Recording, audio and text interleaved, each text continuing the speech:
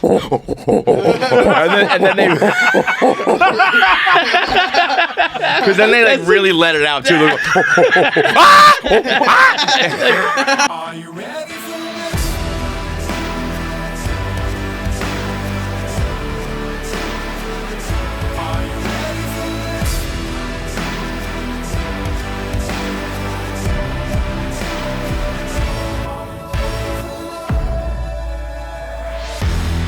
It's another edition of KFC Radio on the Barstool Sports Network. Your boy Feidelberg's back. Yeah. I recommend adult weeks, dude. I just went to the National Guard. What? Like 1 week a month, one week a year. Yeah, just be an adult. Just take off. It's really fun. I went to the dentist. I went to the doctor. I started my taxes. I fucking bought a suit. You really did, dude. Like, check. Dude, I did. I had like. If you had a car, you could have fix your car, clean it up, dude, get it. 1 week a year. It's all it takes. Yeah. It's all it takes. No, it really is true. It really is true. If you take, too many people take mental health days and do nothing. You need to do adult days, like get your shit straight days, and you only need like 3 of them. It was divine. It was unbelievable. I caught up on TV. It was fucking. I like the idea, when if you talk about how much actual work people do at their jobs, it's like an hour a day, maybe. And most of it is because unless you work, I'm sure there's some extreme jobs. For the most part, you're at a desk and you're just doing shit on the computer. If you were to cram it all down, it's like a football game. Yeah. There's only 7 minutes of action. There's only 7 minutes of work. Right. I remember saying that I was young. At I was at a fucking government building with my mom, and everyone was just sitting, we were at the DMV, wherever the fuck we were, one of those places. And I was like, I was young to realize this. I was like, if everyone could just get their work done, when you show up and it's there, so, and that's not how the world works. I understand that. The only reason I was able to do this is because that's how Deloitte operated. Right. They gave me the work in the beginning, and I it really is so unique. But if you could do that at the beginning of every month, they said, here are your 12 between 12 and 20 let's just call it projects to get done. And this one was due on the 4th, this one was due on the 6th, 8th, 12th, 15th, 20th, and they would all be kind of spread out. And some weeks would be horrible, other weeks would be light, but I knew what I needed to do. Usually the thing was you could only start it within a 2-day span. Yeah. So I couldn't do everything, but I could do a lot of them.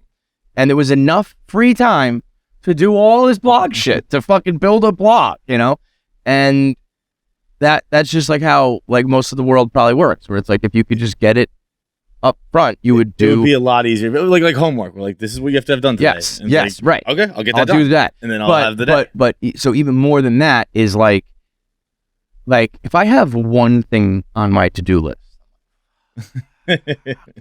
Fuck. I met with a priest, by the way. I did that. I did a lot. You did a lot. I checked every single box. I met with a priest for other reasons other than myself. It wasn't me. Confession or some shit. Yeah. John is a good example of when you get addicted to this blog life, podcast life. If you take a couple episodes off, you're like, I've got a novel of material. Dude, I was home. I called. I was like, I'll do a Zoom. I have so much to say right now. Let's do a Zoom this week. Yeah. There's just you don't realize how much you get off your chest. Just thoughts, get these opinions off, get these takes off. When you have a podcast 3 days a week, it's I need to talk. I need to say all these fucking things. But to get done, I never pay any of my parking tickets. I never pay any of my bills. I never do this. I never do that. And then it snowballs to a point where it's I can't just do it anymore. Now I need to call someone to get on this list to, because I've, whatever it is. It's a good adult lesson. And these are the things that should be taught in school. Do things before they become actually hard, actually time consuming.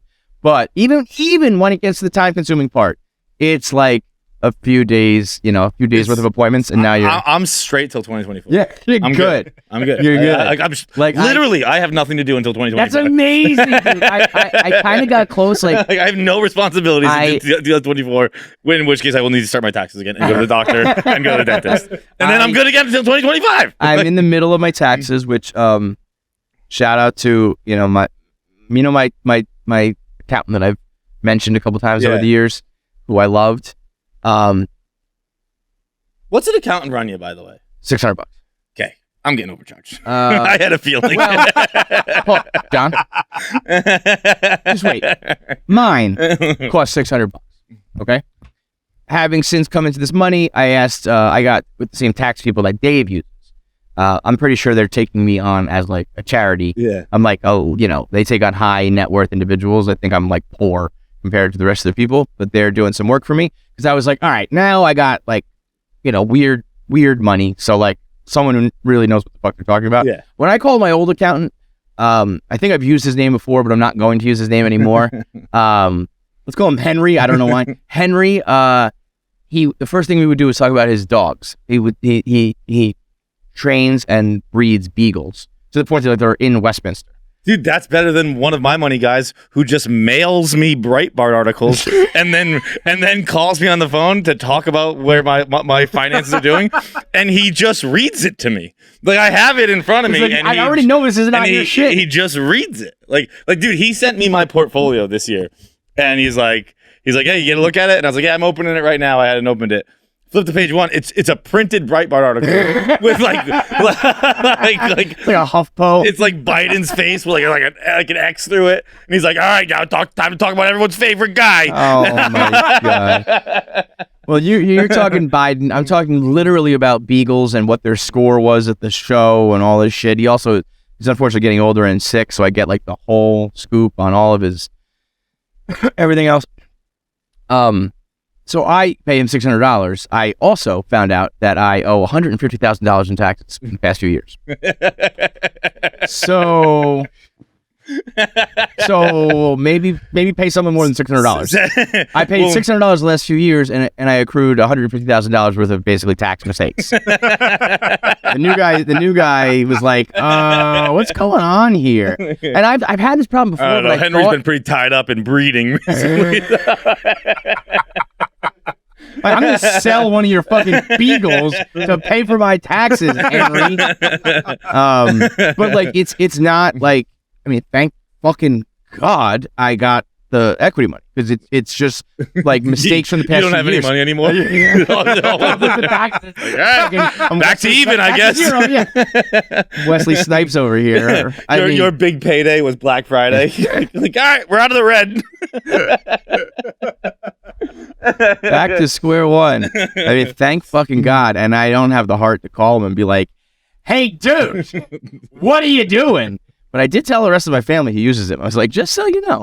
But it's I don't even know. I don't know if it's my fault, his fault, Barstool's fault, payroll's fault. But like, I'm just, and I think this happens with other people too. I just get taxed at like the wrong rate. It's just too low. Yes. And then the year ends and they're like, you owe more. And I'm like, just take out the right fucking. I'm asking the government to take my money periodically. Like, do it. As I understand, that's 100% on us. I do the same. But I know that the guy was asking me. He was like, do you claim 1 or 0? Do you have any dependents? Do you have any of this? And I'm like, no, because I can't claim my kids because they have primary residence with their mom. I don't own a house. I'm not married. I'm like, all the ththings that you could do, I can't even do. You so can't claim your kids if they have primary residence with someone else. Well, like the guy said to me, it was interesting. He was like, why don't you? You're not even a single dad in the eyes of the government? I don't think so. Yeah. How fucked is that? They're like, nah, it doesn't count, man. It doesn't count. Yeah. Which is the ultimate bullshit. What do you do? You feed him chicken McNuggets? I'm still fucking paying for them. I'm still doing all the shit with them, but I don't even get the tax break? Fuck that. Single dads are the most left behind group in the society today. But I don't, you're right. I mean, it's of course my fault somewhere along the line, but I don't know what it could be. I don't know how it could have happened because I never tried to get cute with my taxes. I was always like, just not gonna do it. And that's the thing with my taxes too. Like I pay a good amount. Like when I started this taxes, she's like, you still owe us another $2,000. I was like, I pay you in installments of thousands of dollars. Thousands. Like and it's 100%. Like if I knew anything, I could just do it on TurboTax.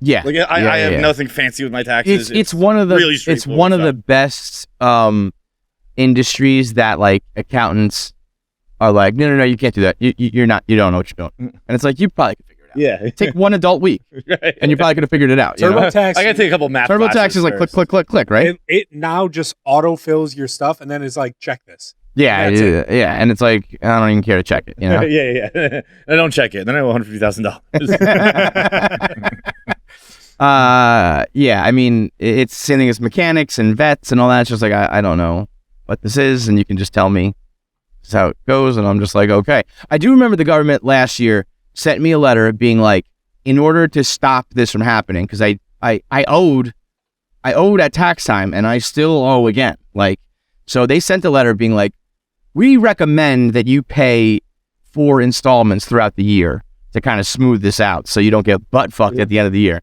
And the letter basically read like, you don't have to, but you should. And if you don't pay it each time, then interest will accrue on that amount. And I was just like, I'm not doing that. I did it. I was like, I'm just not, I will never just pay money because I should. Dude, like if I have to, okay, but. I did it 1 quarter this year. And it is sucks. Sketchy as hell. Yeah, like, that's the other thing too. I was like, is this even real, this letter? It's because you don't have a bill. You're just like, take X amount of dollars. It's like and you're gonna remember this, right? Write this down somewhere. Yeah, I feel like it's almost like a donation to like Wikipedia or like you're like a bake sale. Like, how much do you think you should give? I don't fucking know. My accountant, who the only time I've met her, I had a bag full of dildos with me. Not dildos, sex toys. Sex toys. Remember when Pat got the fucking like thing? It's funny you say dildos. Dildos matter. It was like, it was when I had like my purse. Yeah. And I was like sitting the whole meeting. All I'm thinking of is like, I hope this thing doesn't fall. Like tip over. Like, just don't tip. That would be so great. Like she's explaining to me all these things she's gonna do and how this is gonna work, and I was like, don't tip. Do not accidentally kick the 12-inch dildo falls over and there's a vibrating bouncing around the desk. So that was all I could think about the whole time. And then she called me like 3 months later. She's like, all right, time to pay your taxes. And I was like, what are you talking about? I just fucking paid my taxes. And then that's the other thing. It just comes around too. It's like, you pay in April and you forget, you pay a little extra thing, and next thing you know. She's like, it literally felt like a GoFundMe. Yeah. Put in like, she's like, we recommend about X amount, but you know, it's give or take. It's all kind of guesswork. Yeah. And I was like, I don't think this should be guesswork. Totally, like, why don't you just, bro? Why don't you just tell me what I owe you? And the amount of shit that I've had to do with like, I'm not gonna question it. Just give me a number. Do it right. Just make it fucking happen and be done with this. Yeah, no, it's. I'm not smart enough to question it. I'll never like be like, well, I don't know. I'm like, you tell me a number, I'll give you that number. You know what I did learn tax wise? That like, if I always was like, trying to, we're always like, oh, we're gonna give you like $9,999 because if you hit 10,000, the government knows it, or blah blah blah blah. Worry about taxes and shit. That all happens at the end when you die. What do you? I'm sorry. What did you say? Like if I move around money, I was always like, oh, the government's gonna see, and then I'm gonna owe taxes, so I gotta keep here, and if I want to give something to my mom, how do I do it? I have to like money launder or whatever. And they were like, no, you can just give her money and then you get taxed on it, but like it's at the end of your life, like your estate gets taxed. And I was like, oh, I don't give a fuck. You mean when I'm dead? Fuck like, if I give a shit. I don't give a shit. I'm gonna give Keegan and Shay a bomb ass life, and they're gonna deal with that shit when I'm dead. I'm signing the Bill Gates thing. No one's getting nothing. I really thought that like if I gave money, Gates and Warren Buffett, you get nothing. I thought I would have to pay the taxes like that year, so I was like, all right, let me give this much here and that much there, and we'll hide it in this, and we'll buy that. They were like, no, you paid at the end. It was like the end of what? Like your life. I was like, my life? That shit's not even real. That's the best IOU you could ever give. Ever, dude. Write that shit on a piece of paper. Here you go, Biden. I'll get you. What they've done to us, so we're going to do it back. I owe you, man. Yeah, the amount of shit that I'm like slowly learning about all this, it's just like, and that's some shit that I'm like, the government is like, butt fucks you with taxes. And then unless you get a little bit of money, and then it's like, oh, this is how the rich people stay rich. Yeah. They're like, we'll just pay when we're old. Bend over, okay. Lady Liberty, my turn. Oh, man. Dude, speaking of that, does anyone, when you saw me walk in, did you think like I was wearing a MAGA hat? Yes. Yeah, no, everyone did? I was going to intro the show saying it, but I was like, it's a little bit hacky, and like, come on, we can't wear red hats anymore. Yep. But I totally thought it. That's what everyone thinks, and you know what? I don't care. Oh, interesting. It is, I think red hats are like liberals' N-word. I'm taking it back.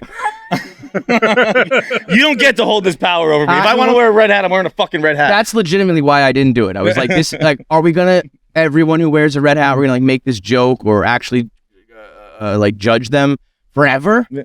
But but also at the same time, an interesting hill to die on. Yeah, no, I'm taking it back. I mean, do you love red hats that much? No, I just like. I mean, you got to feel for like St. Louis Cardinals fans. Like I got my new like crisp hat. Oh, fuck! I forgot the new hat. Yeah, I know. I was working out in our garage, in the gym in the garage the other day, and my hair's just too long. I was like boxing, and my hair kept falling in my face. Yeah. And like my dad had some hats, and I just of course. So it's your dad's MAGA hat, huh? Of course. And I just popped it on, and I was like, you know what? I'm wearing this. Well, it's also white, and it's red and white. Yeah. It's like it's the double whammy. But I'm taking red hats back. I'm taking the American flag back. Why don't you actually wear a MAGA hat? Put your money where your mouth is. Get a MAGA hat. Stock still. the Barstool MAGA hat. The red hat and the American flag. Like on Twitter, if someone says some dumb shit to you, you can like guarantee they have like an American flag after their name. Yeah. No. Not anymore. No. Yeah, that is red, white, and blue are cool ass colors. No, that is true. I remember seeing someone on Twitter being like, replying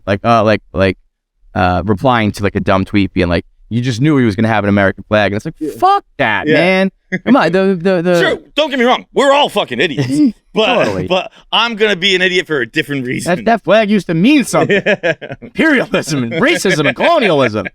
But I it's an interesting, why don't you start wearing your Yeezys, put your MAGA hat on, listen to R. Kelly, and just I'll finally take off my shirt and show my swastika on my chest like Derek Vineyard. You see this? It means not fucking welcome. My God, bro, I went to with Derek Vineyard too quick. Yeah, that was too fast. I knew his name. I wouldn't have come up with it, but as soon as you said it, I remembered it. Okay, but that's not a good sign. Just said Ed Norton. It's like a bunch of posters of him around my room. So I would have said Ed Norton in. Yeah, that's easy. Yeah, I think it's because Vineyard, Martha's Vineyard. I always remember that. Sure. Did you guys Whatever, think that was white boy. about to happen in The Last of Us last night? What's up? When he put the knife in the guy's mouth? Did you guys think we were about to get that moment? I didn't know. Yeah, what he was gonna do. I thought he was about to shatter that guy's fucking teeth out. Yeah, like through the fucking like. It was actually more intimidating. He made a point on a map. Yeah, that was some. We'll talk about Last of Us in a little bit. I did want to say before we get into this, I mentioned the priest. I became my nephew's godfather this weekend, and I had to call a priest beforehand. Just to like, cause I obviously don't belong to a parish in New York or anything like that, and I had to call a priest just to kind of make sure everything was on the up and up. And we played phone tag for a little bit, and we finally get in touch. And I was like, "Hey, Father, this is John Feidelberg. I'm calling about Luke's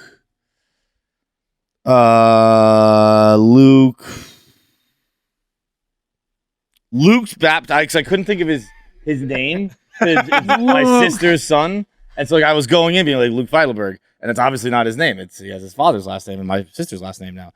And I was like, I can't think of it. So I just went Luke's confirmation this weekend, and the priest goes, "I'm sure you mean baptism," and I was like, "Oh yeah, right, baptism. My bad." But you know what? I'll make a few calls. Let's see if we can't just knock it all out this weekend. And I thought maybe he'd get a chuckle out of that. And like exactly that, what Pabs just did. Just like that. I think I was going to bring down the house, but it's like a good dad joke where it's like you fucked up and you're going to, make a joke a little fun with it. And bro, I've never drowned worse in my life. Like it was a phone call. You bombed and to your priest.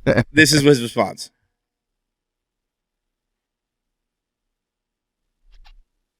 That was it, guys. He didn't say anything. So I had to be like, anyway, here I have to give you a call. And then he invited me to rejoin the church. And I said I would. You lied. You said you would. I said I would, yeah. I didn't know what to say. Did you have to take any steps, or you're just like, yeah, I'll get to that? No. Well, I kind of handled it like a lawyer, because he kind of explained to me going back to mass and blah, blah, blah. Right. And I just said that I can see me and Luke spending many Sundays together, which isn't necessarily a lot. Yeah, that's like he's probably on the other end going, "You fucking lie! I know what you're doing, you fucking rat." That was You think I haven't had a football thing played on me before? I wasn't even referring to football. I was been like hanging out. Sure, football, of course, but yeah, most of it probably won't be in a house of God. House of worship. None of it.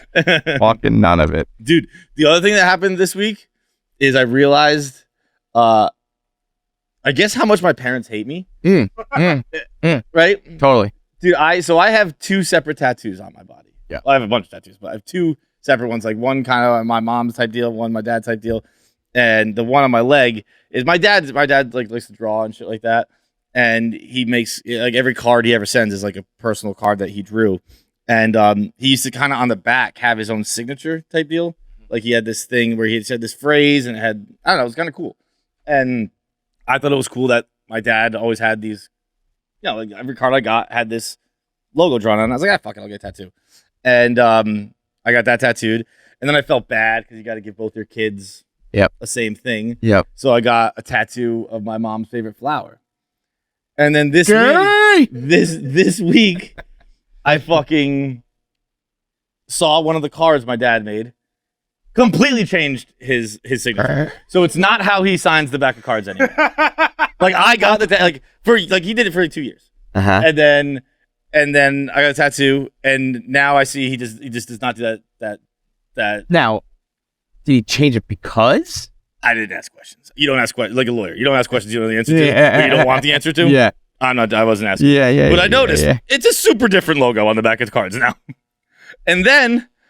So wait, you're saying like he'll like a birthday card, and on the back it's just like a no, fucking... like this tattoo on my leg up here. It's how he. But what kind of card? What do you mean card? Stamp. Yeah. Oh, yeah, like a card he makes. Yeah. Like a birthday card or whatever, just like it. Yeah. Sometimes he'll just send a letter. Got it. Deal. Yeah. And then I was like, "Hey, Mom, out of curiosity, your favorite flower is a sunflower, right?" She goes, "No, it's a chrysanthemum." I was like, "My whole life, I used to go get you sunflowers all the time. My whole fucking life." Your favorite flower was a sunflower. I know how that happens. Like one time she probably said something about sunflowers. No, I used to get them all the time as a kid. I know, but I'm saying like one time she probably said it and then you heard it and kept doing it and she was just like, oh, okay. Like, I think it was my dad's idea. I think he just didn't know. Yeah, he's an idiot too. And so like I spent like most of my childhood. He was like a hydrangea chrysanthemum. Give me a sunflower. So sunflowers look kind of like it, right? Yeah. So I have 2 tattoos that mean absolutely nothing. Well, add it to the other ones that mean absolutely nothing too. Yeah. All tattoos mean absolutely nothing. But it's funny when you try to make it mean something and it means nothing. No, they're both like, no, you fucking idiot. Oh man, if that ain't the most Heidelberg shit ever. That's fucking great, dude. And then I have a Sour Patch Kid too. That would mean something to me. Yeah, I was gonna say that's the most important one you got. You fucking rats. Cut the check. All right, we have like a fucking shit ton to talk about here. So we'll just kind of rip through it like 1 Minute Man style.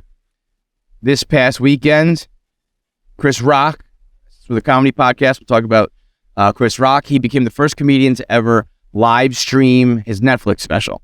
So it was gotta be regretting that. Oh yeah, for I think multiple reasons. I mean, I'm sure he made a boatload, whatever I'm sure they paid him. I'm saying just because I guess we're gonna go spoilers on this. Just because of like he fucked up his final joke. Yeah. Right? So if you weren't live, you just next show you fix it. But so it's interesting. If you watch it now, the top corner says live streamed and edited. Oh, really? But we can't redo it. Like, you can't be like, all right, everyone reset. But I just watched it. Me too. I didn't watch it live either. You would think that they would like take it out or whatever. But then you have to, I guess you can't, because it's live. You can't be like, all right, to the crowd, be like, no. But for the when we're watching it now after the fact, you would think they would try to clean it up. Yeah, because you kind of he kind of did reset it and do it again, but he bombed it. Still, it's like you already kind of said, right? Like you already fucked up. Like you already gave the movie you're gonna make the jokes about in the future. Right. You already fucked up that movie. Right. And I'm not criticizing Chris Rock's comedy. Obviously, it's just that that shit happened. He said himself, I fucked it up. And that sucks live. In the joke, he means to, it's during his Will Smith stuff. He means to talk about the movie Concussion, and he says emancipation. Because he made a joke like, Will Smith did the movie Concussion, and then he gave me a concussion. It was supposed to be like the boom, punchline. But he had said emancipation. And so he goes, I fucked up the joke. I meant emancipation, which is kind of cool because it's like, I don't know, I fucked up. But when it's like your live stream special, like any other time, that doesn't matter. It's kind of like the first time and only time that we live streamed the Rundown. Yeah. And a million rundowns. I don't remember that. Yes, you do. There's only one rundown in history that ever really mattered because it was live. What was it? There was a guest appearance. Oh, yes. Yeah. Yes. I filmed that. You filmed? Yeah, dude, I was just Oh, holding, yeah, you were the one I was just holding a fucking phone. It was like a Facebook Live. I was just holding the phone. He held the phone for like half an hour while that girl just torpedoed her own career. Remember all of us being like, well. So Mexicans. I remember if I'm on the fucking panel going, yikes, you are in trouble. I remember her being like, you don't think that's going to be bad, dude? I was like, dude, we were all like, dude, you're going to be fine. Nobody even watches these things. Dude, she almost got lucky just because I was just like this with a phone for like a half hour, 40 minutes. My arms got so tired. You I almost put it down. Would not have been the saving grace. What have I done? No, don't worry. My arms got tired. Don't worry. I turned it off a half hour ago. She like reformed and like does like speaking engagements and all that shit. That's the playbook. Yeah. Good for her.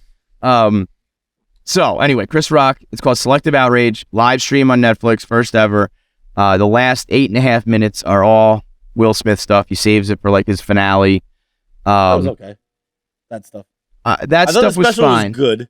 I thought it was bad. I thought the first 10 to 15 are unbearable. First 10 to 15 are so bad. I roll. I will admit then, so I skipped around and ended up skipping like a bunch of it because I was like, I don't want to spend an hour doing this. Yeah, the first 10 to 15 are I mean, it's every fucking. It's Chris Rock doing his special, right? He hasn't done a special in how long?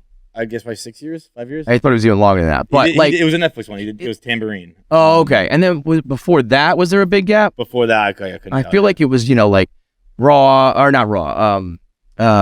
Fucking the big. Was the leather. Yeah, the big one. Yeah. And then I just feel like he actually makes specials like pretty special. He's not one of these like once a year thing, and he is a legend and an icon. And it was just, it's called Selective Outrage, so it's just about cancel culture and being triggered. That's the first 10 to 15. He moves on from that, but the first 10 to 15 are like, Jesus. He's even talking about like, just like girls shaking their asses on Instagram for attention. It's like, that's like a 10-year-old joke. It's not even joking about. That's just like life now. It's just like, yeah, there are Instagram models. Next fucking topic. Everything he says in the first 10 to 15 has been said by your dad. By your dad. Not even like other comics, but also just like, just people. And like that, the cancel culture has been rebranded of political correctness, and that's been around since the 90s. Like any good joke that's been told has been told. Right. Any good joke that exists has been told. I wonder. Like, he had the fakes. Like I mean, it's the fakest story of all time about his buddy who just got a job at AT&T. He's like, my buddy just got a job at AT&T, and I asked him about it, and he's like, it's great. There's diversity, and I have a safe space, and I have this. and that. Yeah. And he's like, dude, you're talking to me. And in my head, watching it, I was like, Chris Rock doesn't have a friend who just got a job at AT&T unless he's the goddamn CEO. Yeah, right. Like Chris Rock doesn't have buddies who register or some shit. Or working at corporate as like a marketing, Chris Rock whatever. doesn't know anyone who just got a job at AT&T at like a fucking entry-level deal. There's that just doesn't exist. You know what his special was? It was a good podcast.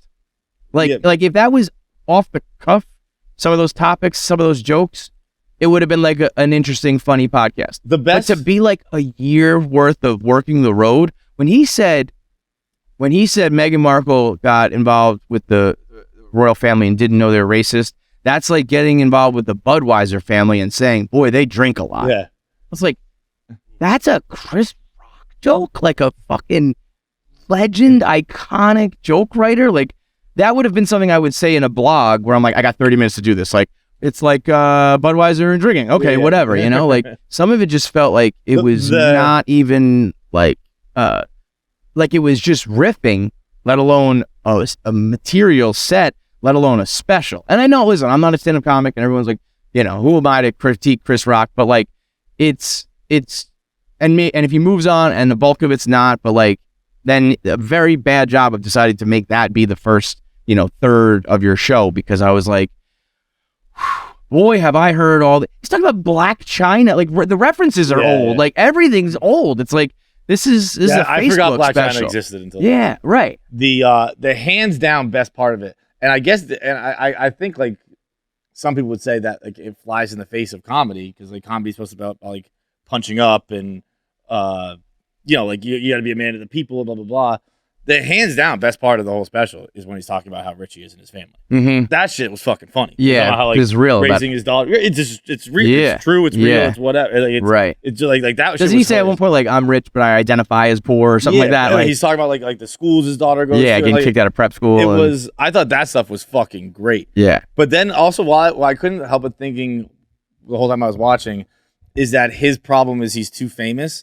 And I don't mean that in the sense that people usually mean it, in that you've lost touch with the people and you're not relatable anymore.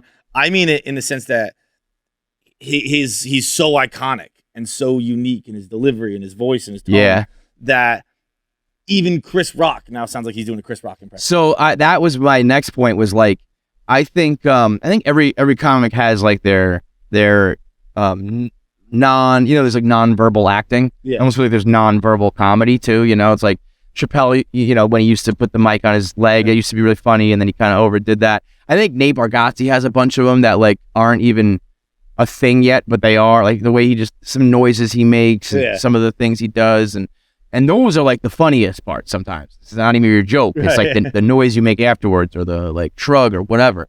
But Chris Rock's thing was Nate does that thing where he kind of mumbles in a high pitched voice. Yeah. Oh, okay. and he also does this thing, like a little like groan that's very funny.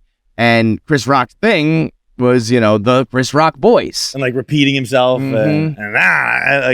Even when I hear that, and like, because so many people have done impressions and so many people like, sure. Like even Chris Rock, I'm like, is he doing a Chris Rock impression? Which is maybe to say that like at some point, it's almost like you got to retire. It's like, I don't know, man, your game was in that era. It's like you can't play the NBA style now, you know what I mean? Like back in the day, like it might be that you can just keep going forever, but it just won't be received the same way because part of your act was women be shopping, and now it's like, yeah, that's just how he talks. But did you see that was funny too when he's talking about I the first 15 minutes throw away. The rest I thought was maybe I need to. I can't speak on the whole thing if I didn't even watch the whole thing. What were you talking about? Like what's the difference between fucking 25-year-old and fucking 50-year-old woman? What do you say there? I don't want to do it because I don't want to like burn it, but that was funny. It was again. If you drop the first 15, it's a very good special. Interesting. The first 15, I was like, oh, God. All right. Because I would have said, and then the Will Smith stuff, I thought like was more just again like a podcast where he was just like,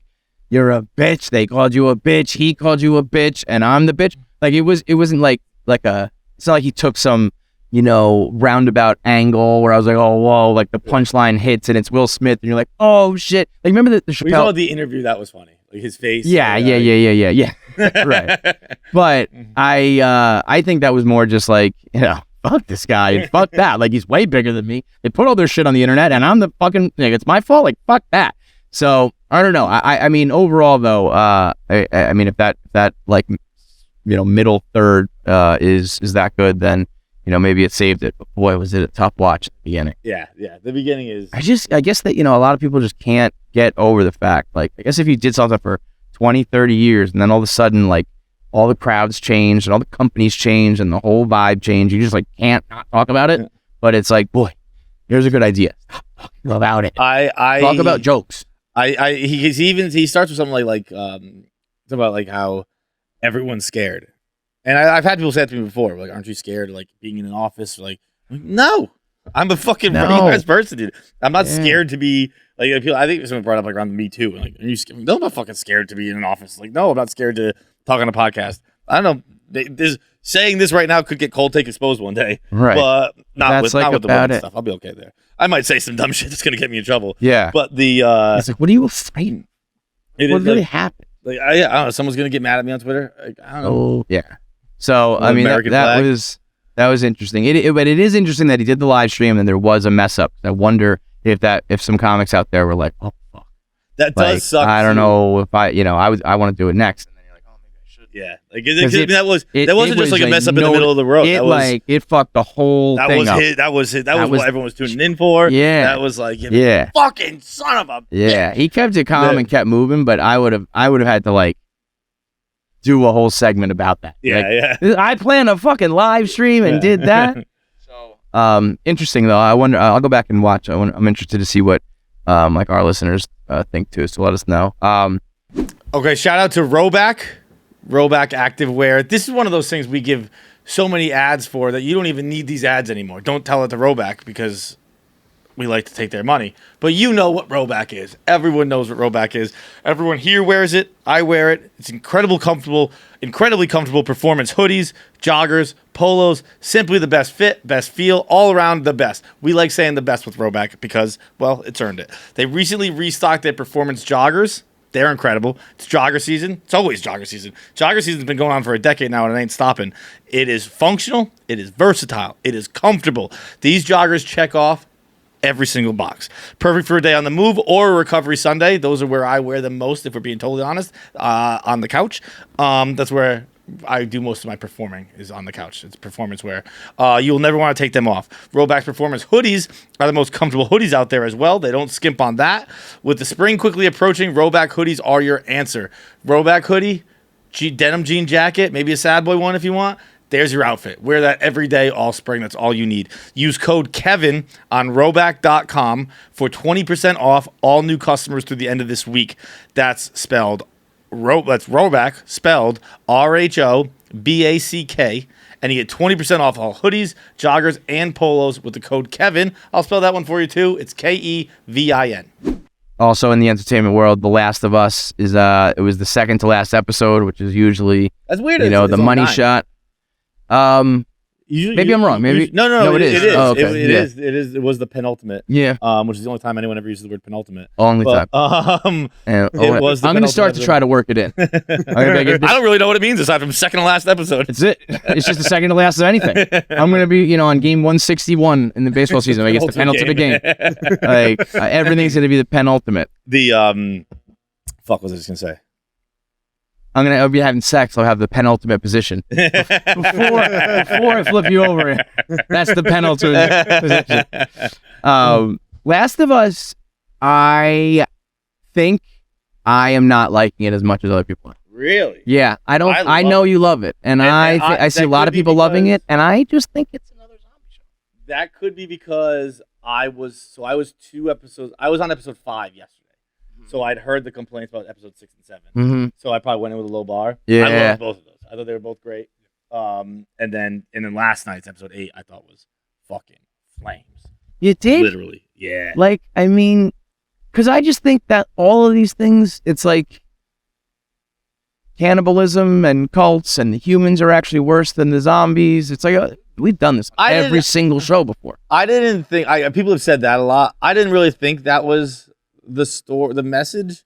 I guess maybe it was, and I just didn't I got humans are pieces of shit, but I didn't think of it like in juxtaposition with zombies. It was just like, oh, these guys are scumbags, these guys are pieces of shit. Yeah, I mean, I thought when she realizes it's humans, I'm like, I don't know. I also kind of sympathize with these people. I'd be like, I don't know, I gotta eat humans. Yeah. Oh, I don't think that's a big deal. There's definitely a part of that where you're like, yeah, the fucking those guys who crashed in the Andes, they were welcomed home. Totally. I think actually, I don't fucking really know. Yeah, but you got no one blames them. Yeah. I mean, I think they had a little more like a cannibalism operation going on, where it's almost like, I don't know if you're getting like slaughtered to be eaten. I don't know, but all those bodies hanging. We're like, that was weird. Yeah, and they're like almost like curing them and like marinating them.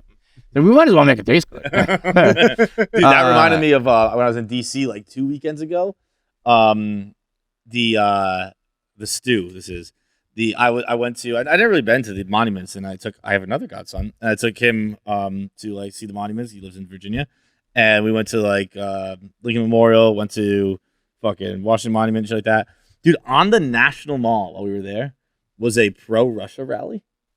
Oh, we talked about this. Oh, we did? Yeah, right? Yeah. The blood stew? I don't know if you talked about blood stew. Blood stew. That was one of the guys on speech, like, who's talking about the senators and the congressmen giving money to the Ukraine.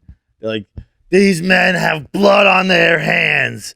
The clothes that they wear are blood suits. The food that they eat is blood stew. And I was like, well, all stew is blood stew, really, when you think about it. but anything you eat is really, slaughtered and bloody. Like, come on, man. And this isn't the point of the show at all either. But like, that's not how you cook meat, right? When they just throw it in the soup.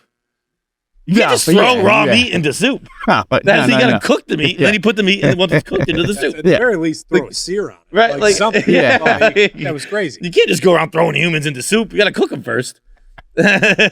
Human soup. Also, you notice the priests have like a full plate eating. Yeah, I did. Yeah, he was everyone else had the chowing down. bowl. Yeah, he was That eating was good. dude. That guy was real creepy. It was fine, but like I also think that because it is. I can't. How do you think it's? I guess I never watched The Walking Dead, so I don't have the comparison there. Yeah. But like I don't. It's it is because I talked about today on Twitter how it's a zombie show, and I had some people who think they're smarter than everybody. But like, it's actually not a show about zombies.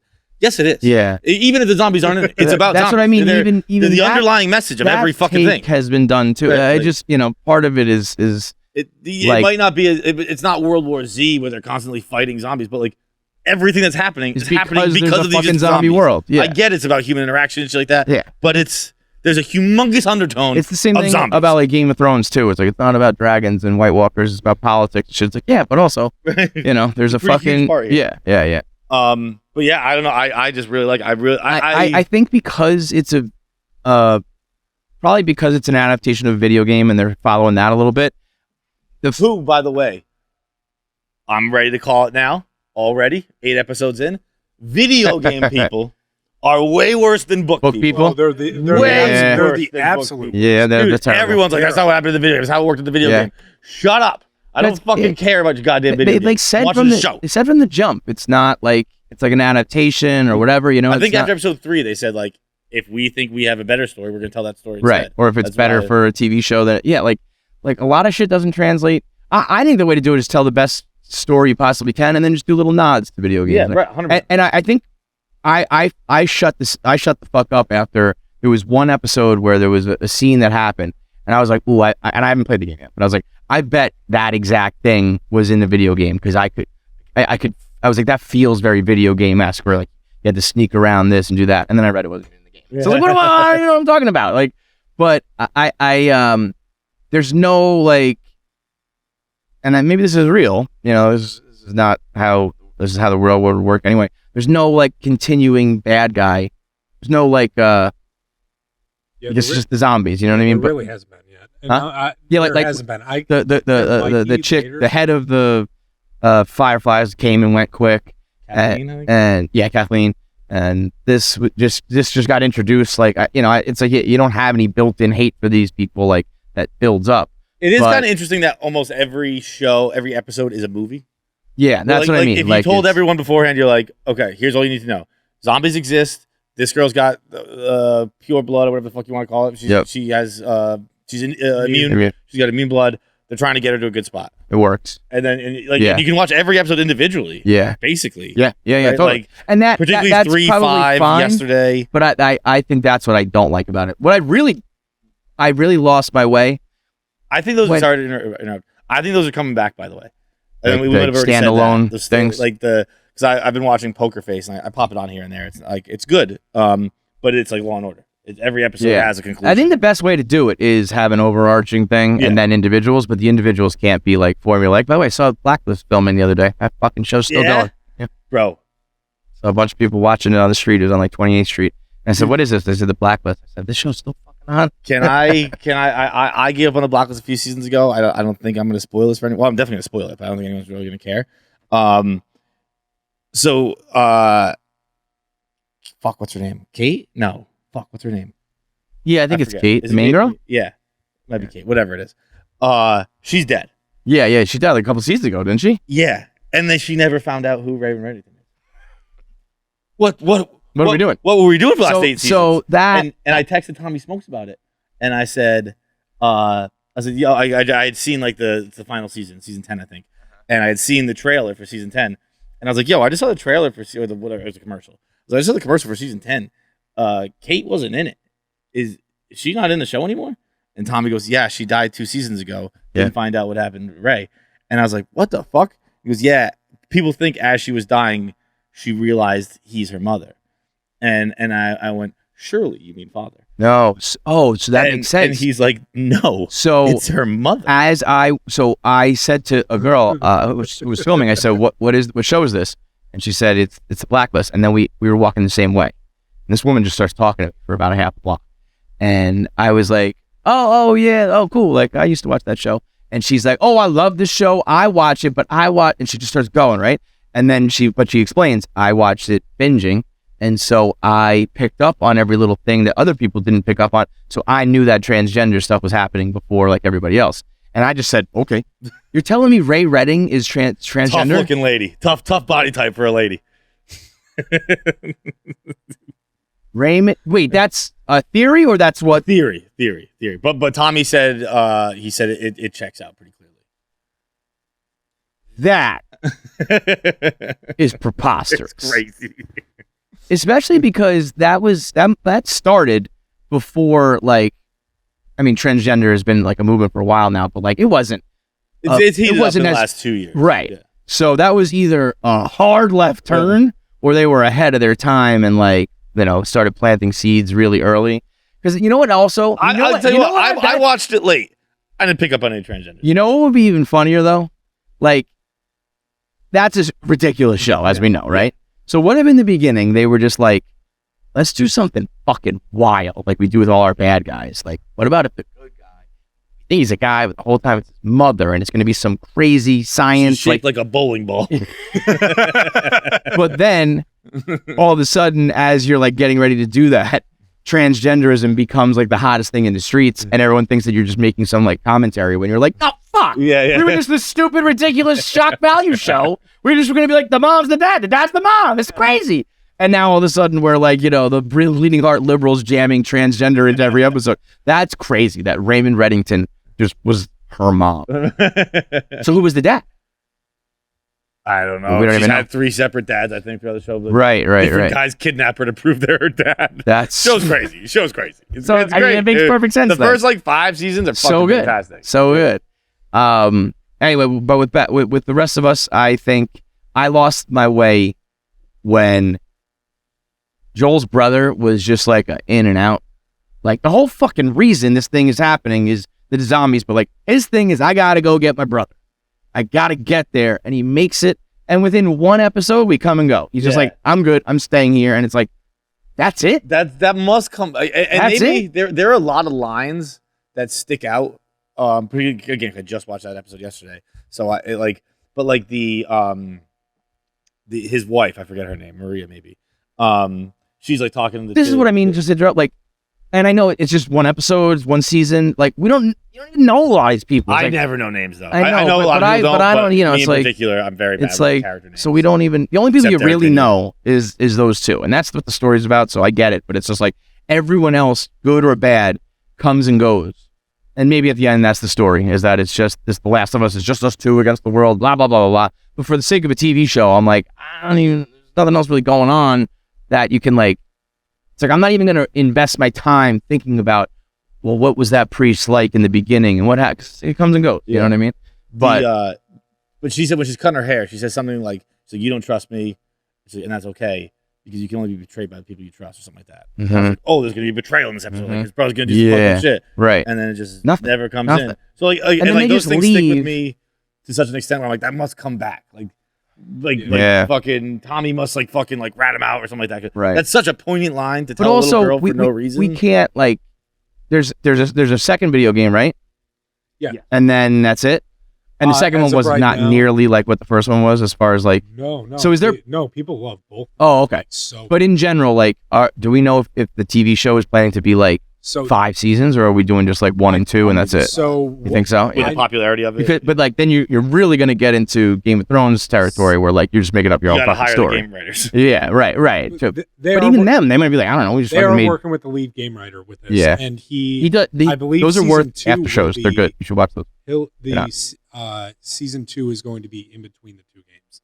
It's like what bridges the gap because I guess Interesting. there's like a jump or I'm something sure between the two. he said something about this episode was like the reason why he made the game in general. Really? He said, I think maybe just like this bad guy, this priest, I think was like he had that idea, and that's what made him. The side by sides are crazy. Like So when they do like the exact Yeah, same scenes, for yeah, them being like, we're gonna make like new storylines if we think they're good, but like every episode, every poignant moment has been a like shot for shot recreation. they did of the the video. photo booth. It's like the identical with photo- two girls. Yeah, and then like everything with the cleaver, but it was a machete. And Dude, the, she's snapping the That was finger and everything. Yeah. Also, That was dude. She's Bella Ramsey's a monster. Yeah. She's like when she's I like, knew she was gonna do something, I just didn't know what. I was like, she's not dumb enough. Like, we know she's not gonna be like, okay. Yeah. I was like, what is she gonna do to him? But even like after that, when she's got like Ellie's the bloody fucking name. Ellie's the name who broke your fucking finger. Like, awesome. She is a gangster. Dude, when she's like at the end when she's killing him, about 1/3 of the way through, I was like, this is a lot of stabs. She kept and then on she going. went on for 2/3 more. What I did like about that was her snapping and Joel. I did and I didn't like. First of all, Joel, just like, I know he got the medicine. Like, action hero again. That was a little bit weird. But him kind of like going back to his old ways, because I thought he would would kneecap off. Yeah, I believe him. And this is a great ass. And when he like, he was like, when I don't want to suppose, but he just went like, he was on his like Breaking Bad Heisenberg shit, where he was like, nah, I'm just gonna be a bad guy now. Also, that guy is the actual voice actor, Joel. Yeah. I think cool. Yeah, that is it's cool. not a big deal, but like, that's a little cool. Yeah, I mean, some of these things is like, I don't even know what you're. Are we putting? Oh, she had a bow and arrow, sort of a gun. But it's like, yeah, you can like overlay these things and it works like perfectly almost. But so even some of this was like, I don't know. Not everything needs to be real, especially in a science fiction thing. But it's like this one random girl is hunting, and I don't know. It just, some of it was just like, it just feels like, I don't know. I don't think I like it as much as some people like it. It's cool. It's fine. But I where we started out, I was like, this is going to be amazing. And now I'm just like, this will be my Sunday night show. I'll always watch it. But I don't know if it's on the same level for me. I'm with it big. Big. I very much liked last night. The criticism that I keep seeing with like from the video game people, like you were talking about, that's been the case with any game that has a first person story. People are like quick to judge and like hate on because they feel like they made their own character. Yeah. So they're like, why didn't you do this like side right? quest? Like, yeah, you're the only asshole who did that. Yeah, and some people did it quick and didn't think about it. Right, you got stuck on it, and it's like what you remember from the game. So like anytime they release shit like this, I think it's the reason like Sonic, Mario's probably gonna work because you were never that character. It's always just you go through the quest, like whatever they tell you to do. Yeah, stuff. I think for as much as the video game people have been complaining, it's not as much as like Uncharted. Uncharted was bad. That was like people are still like the movie. I loved Uncharted the movie. Yeah, that's exactly the video game crowd. Yeah, if you don't know storylines, like that's a fun movie. Yeah. It's ridiculous. They're flying a boat at one point through the air. Are like, you awesome. watching Shrinking? Yeah, I think I'm on like episode 5. It's just like Ted Lasso with like therapy. It's good. It's got like that feel good. It's a little. It's also downs because it's like there's sadness to it. But I feel like at the end of every episode, it's like we're having a wholesome barbecue and just like makes you feel good about some shit. Shrinking, like The Last of Us, I like week to week. Shrinking is one I'd be like, I'd be good to just binge. Like with the story, like these kind of more epic type stories, those are good week to week. I like something like that where it's like it's kind of an easy watch. I'd rather just have my Sunday night is Your Honor, Shrinking, and Last of Us. I never did Your Honor. I did. Your Honor, we got so ridiculous at the end of season 1, and then beginning of season 2, they kind of like smoothed that out, and it's like now we're just doing like a gang war, mafia versus drug dealers versus police versus and Cranston's just awesome. Like he still has his moments. As silly as the show might get, he still has some moments where he's just a fucking beast of an actor. It's entertaining. It's like I stopped that one at the penultimate. Really? Yeah, I watched like the first 7 episodes. Of That's season 1. a crazy. And I do that fairly often. I did it with Queen's Gambit too. I still haven't seen the last episode of Queen's. That is a crazy move. I don't know why. I just kind of like. Well, often the penultimate is that this is the best episode. It's kind of like I end up hearing it, and like if I don't love the show and I catch a spoil, I'm like, okay. I got it. Like, whatever. Like, right. Like with what's it called? Your Honor. Yeah. I heard like the son got shot or whatever, and I was like he dies. Or maybe they bring it back in the second season. No, he like gets killed, and I was like, okay. But the way they look, like it got like, whoa, this spiraled pretty quickly. In the beginning, it was like there's the judge and there's police, and then it became like an action movie almost. And then they just settled in as like that's what you're watching. Oh, and it's fine. That appeals. You to would me. probably like it more. Yeah. Okay, so we did. Okay, let's do a little sport. Oh wait! While we're doing sorry, no sports. While we're doing talk about Selena Gomez's dick. While we're doing TV still, I mentioned that there was a family event this weekend. So a lot of people around, a lot of people talking about what they're watching and shit like that. And I really know nothing about the Murdaugh murders. Yeah. I really don't know much at all. I know they're redheads. That's about it. But people really want to talk about it. Yeah, So big time. Kind of telling their stories. And I heard about the, I guess, suicide attempt. Yeah. Where he had his cousin. Like the hitman suicide thing? Yeah. And like he shot just him. didn't work? Yeah. And it just like. Amazing. Dude, I would fucking kill to have been a fly on that wall. Above any fly on the wall. Watching the suicide happen? Watching that. Yeah. Because he's like, all right. I think he did shoot him in the head. Yeah, that's what I mean. But yeah, like it just didn't work. But like, yeah. Like. Because I would be one thing if you got cold feet and you're like, and you're just like, and you shoot him in the chest, but it hits the shoulder. But like, if you shoot someone in the fucking head and it didn't work, you'd be like, I don't know, I did what I was supposed to do. Like grazed him, right? I don't know if it grazed or if it hit like a but yeah, I mean, either way, he ain't dead. I like to picture Alec, whose name is spelled Alex. It's like the most ridiculous thing ever. And but like just to see him with a guy with a gun in his head, and he pulls the trigger, and he's like, "Whoa, whoa, never mind." Oh. like that fucking hurt. Changed my mind. Enough. I will take my chances with a jury of my peers. That was intense. What do you say to the guy? Do you think it's that, or do you think it's the other way around? The guy's like, like he's like, you fucking missed. Like, do it, dude. And you're like, I can't even. No, your brain's gonna be splattered. No, you got one shot. I'm fucking done. Either way, it's like a goddamn comedy routine. Fucking shoot me. No way. Dude. That again. That is. It's so funny because it's horribly tragic. But there's so many things that I'm like, these fucking morons. Yeah. I don't even know what happened with the shotgun. But did you see the pictures from the courtroom? Like, I only know what people told me. There's something about like one of the incidents involved 2 guns and one of them was a shotgun, and the story he told or the forensics that they had was like, there's no, like, they're like, for brain matter to be like this way, you would have had to be like this with the shotgun. And he's like, they did it in the courtroom. They brought out a shotgun and they had him stand, and he had to like hold it straight up and down. And they were like, this person would have had to be like 5'4". He's 6'5". All this shit, but it was like the whole thing is a goddamn circus. But at the heart of it is just people massacred all over the place. These people murdered fucking everybody, and they were powerful lawyers, right? Yeah, but like, I understand. And they're like a small town in South Carolina. And they have a generational legal, like, you know. But it's like if one family in South Carolina has that much power. Like, the people who have real power in the world, they must do whatever the fuck they want. These fucking jamokes are like, well, me, my dad, and his dad are, we're all lawyers in this town, so we can murder everybody.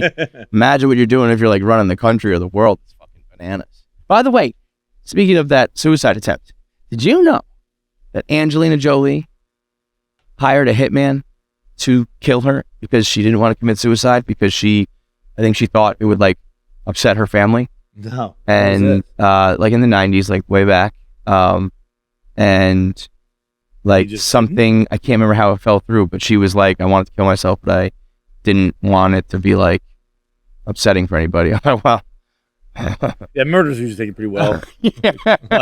It'll only be a lifelong, like, who did this to my daughter, and like, a search for. Isn't her dad John Voight? Yeah. Reacting positively to that. Murders Google that real quick, find out exactly what it was. But I know she did it, but I don't know what like exactly her reasoning was or how it fell through. But I've never been to the funeral of a murder victim, but I imagine they're quite jubilant affairs. Like, at least she didn't kill herself. Pretty good. Yeah. I mean, I guess though, if you were to ask me, what would you prefer? Someone get murdered or kill themselves? If they have to die. Murder. Right? So, like, she's not wrong. Yeah, no, she's not wrong. I can't remember what it was. Like, why? I think it was just I would guess with suicide, there's a lot of self-blame that goes around. Whereas murder, you're like, that guy's a dickhead. You get almost like Herb Brooks with the 1980 team. You give everyone a common enemy.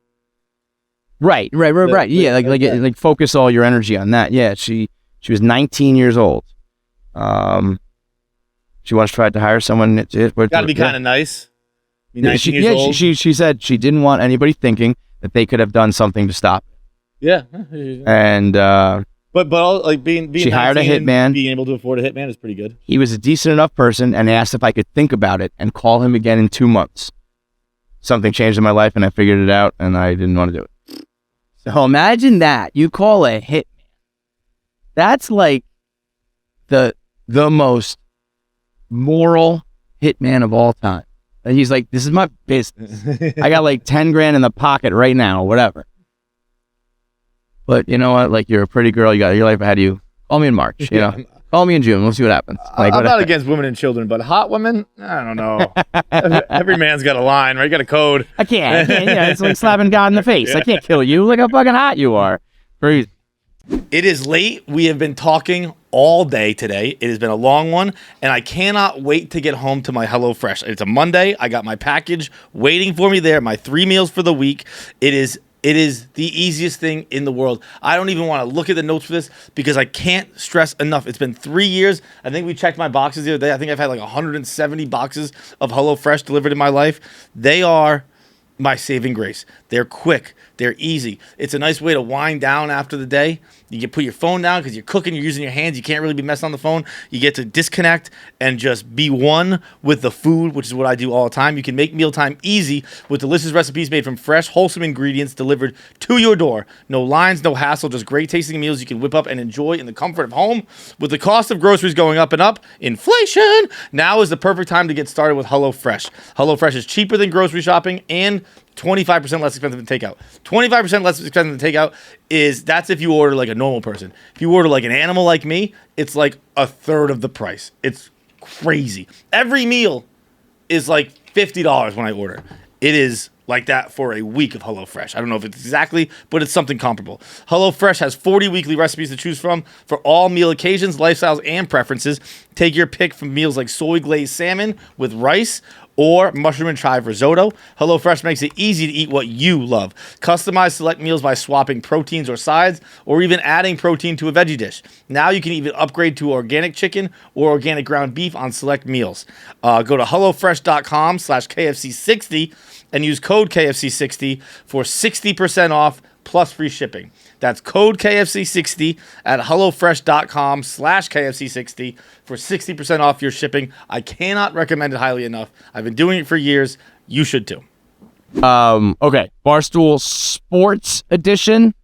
I gotta just address the Knicks real quick because the Knicks are fucking white hot. I thought you were talking about this is the Barstool Sports segment of the show, and the Knicks here were out of control.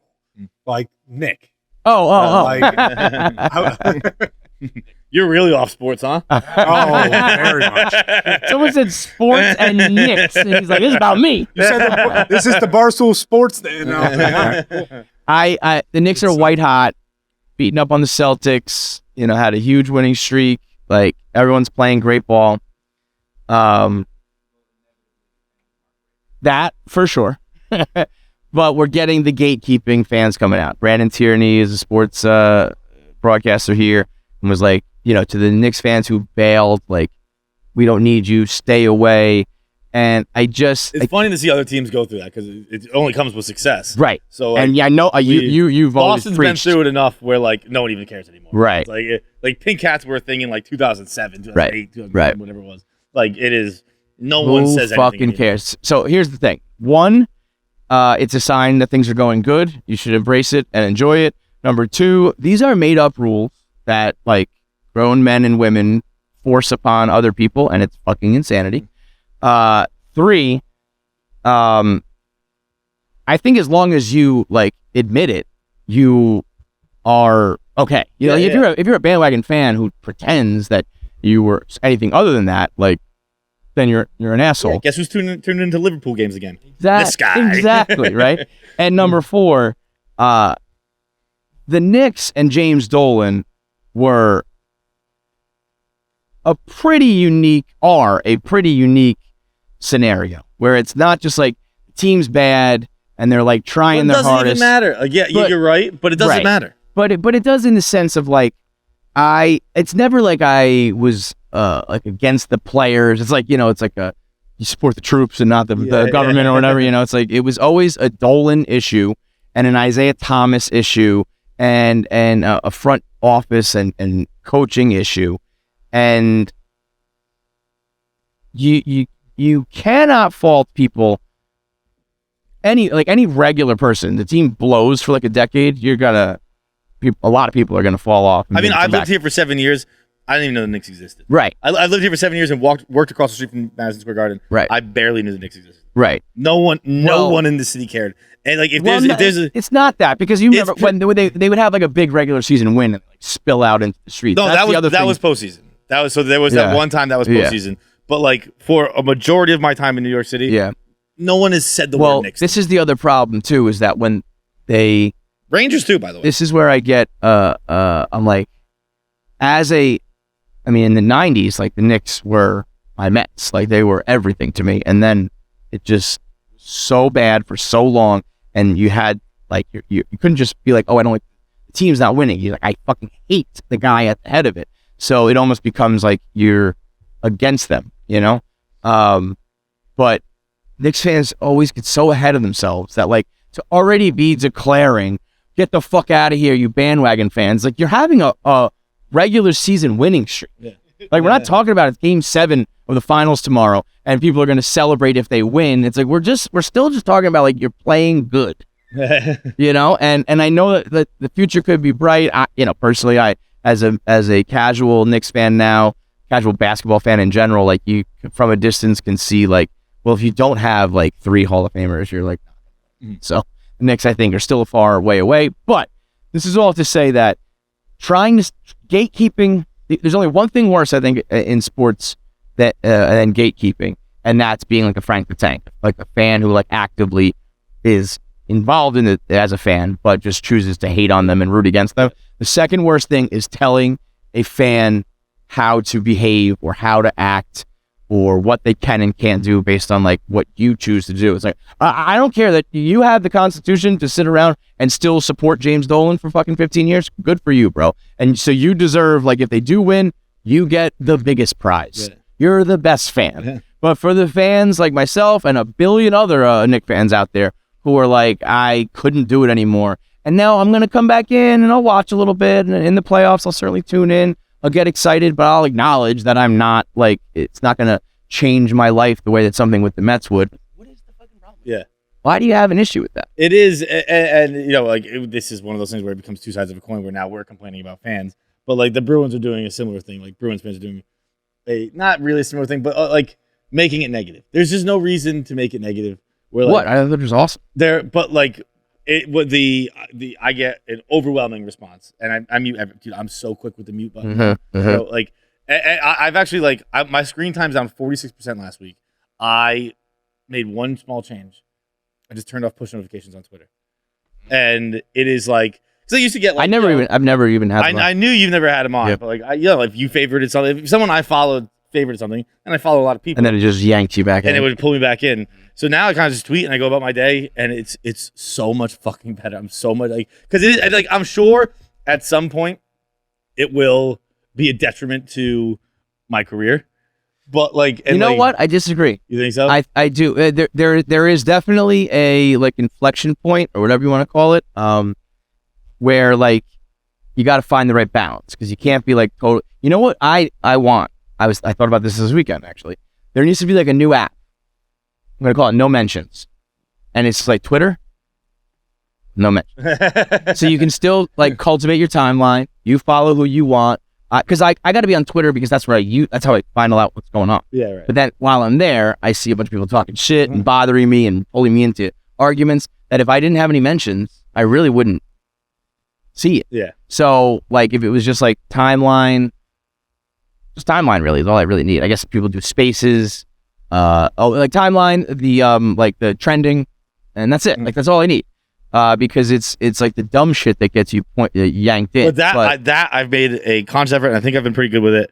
I don't put that out there anymore. I don't quote tweet someone just to dunk on them. Like it is like I will quote tweet. I don't not quote tweet. I'll quote tweet and like have a comment. If I quote tweet you, I'm not being combative. I try my best to make it clear. Like I'm not trying to be a dick about this. I everything almost because I think if I'm going to take my time to like reply to a stranger, I'm putting it on the timeline to get like a work benefit out of it. Yeah. Like, I'm going to stir up a conversation. I want other people replying. I want there to get some material out of it. I don't want to fight. Yeah. I mean, Tyler always said that. I'm not here to argue. I don't want to fight with you. Sometimes I do. If you have a different opinion, that's fine.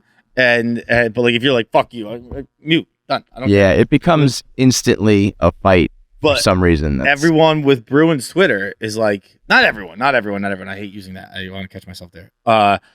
There are a good amount of people who reply, Bruins fans, these are, like, who gives a shit? It doesn't matter.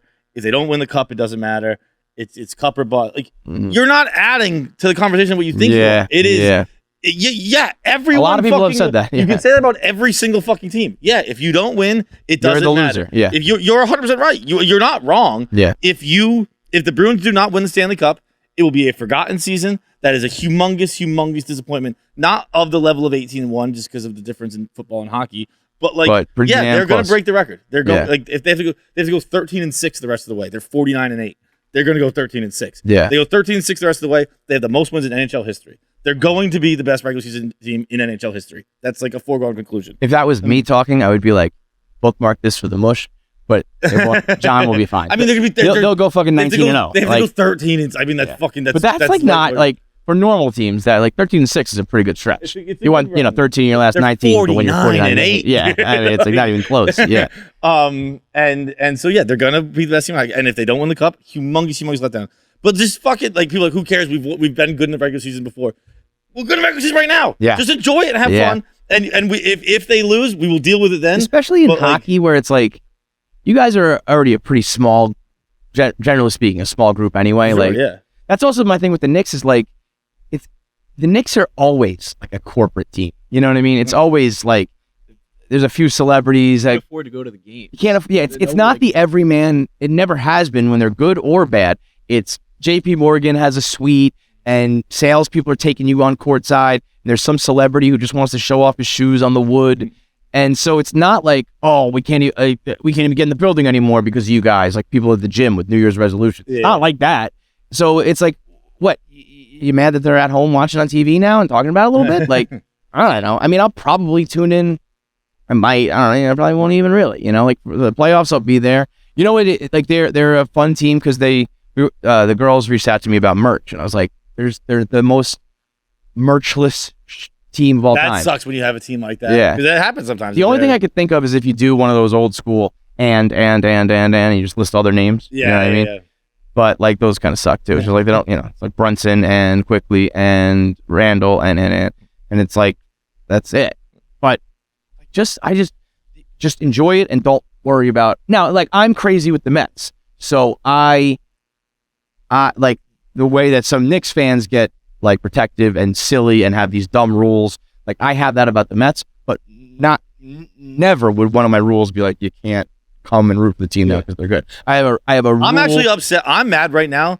The Bruins should have more bandwagon fans. Yeah. I had no idea we were talking one of the greatest teams of all time. Yeah. That's why I get mad too. I knew they were good. I didn't know it was going to be like, they're going to break the record. They're going to break the record. Like put them up there with the Warriors and the fucking, the Patriots and with the Yankees and all that shit, like with the best records ever. They're going to be the best hockey team in history. Yeah, and like there crazy. Should be, and I live tweet the games, obviously, nothing crazy, but like I tweet about the games, and like it does not get like hockey stinks, bro. Nobody likes hockey. You're in Boston, it's not too late, obviously, but like you should have been on this bandwagon a long time ago. Get on the fucking bandwagon. It is. You know what I think we might be seeing is like you guys have still been good in Boston sports, but like the true bandwagoners used to just keep it rolling. It's like, all right, we won the Super Bowl. Now let's just move to the Celtics, and we'll also have a little cup on the side. And now it's like I feel like if you're not winning championships every year, there's a chunk of people who are like, But like this year in particular, it might be Bergeron's last year. It won't be. He'll come back next year.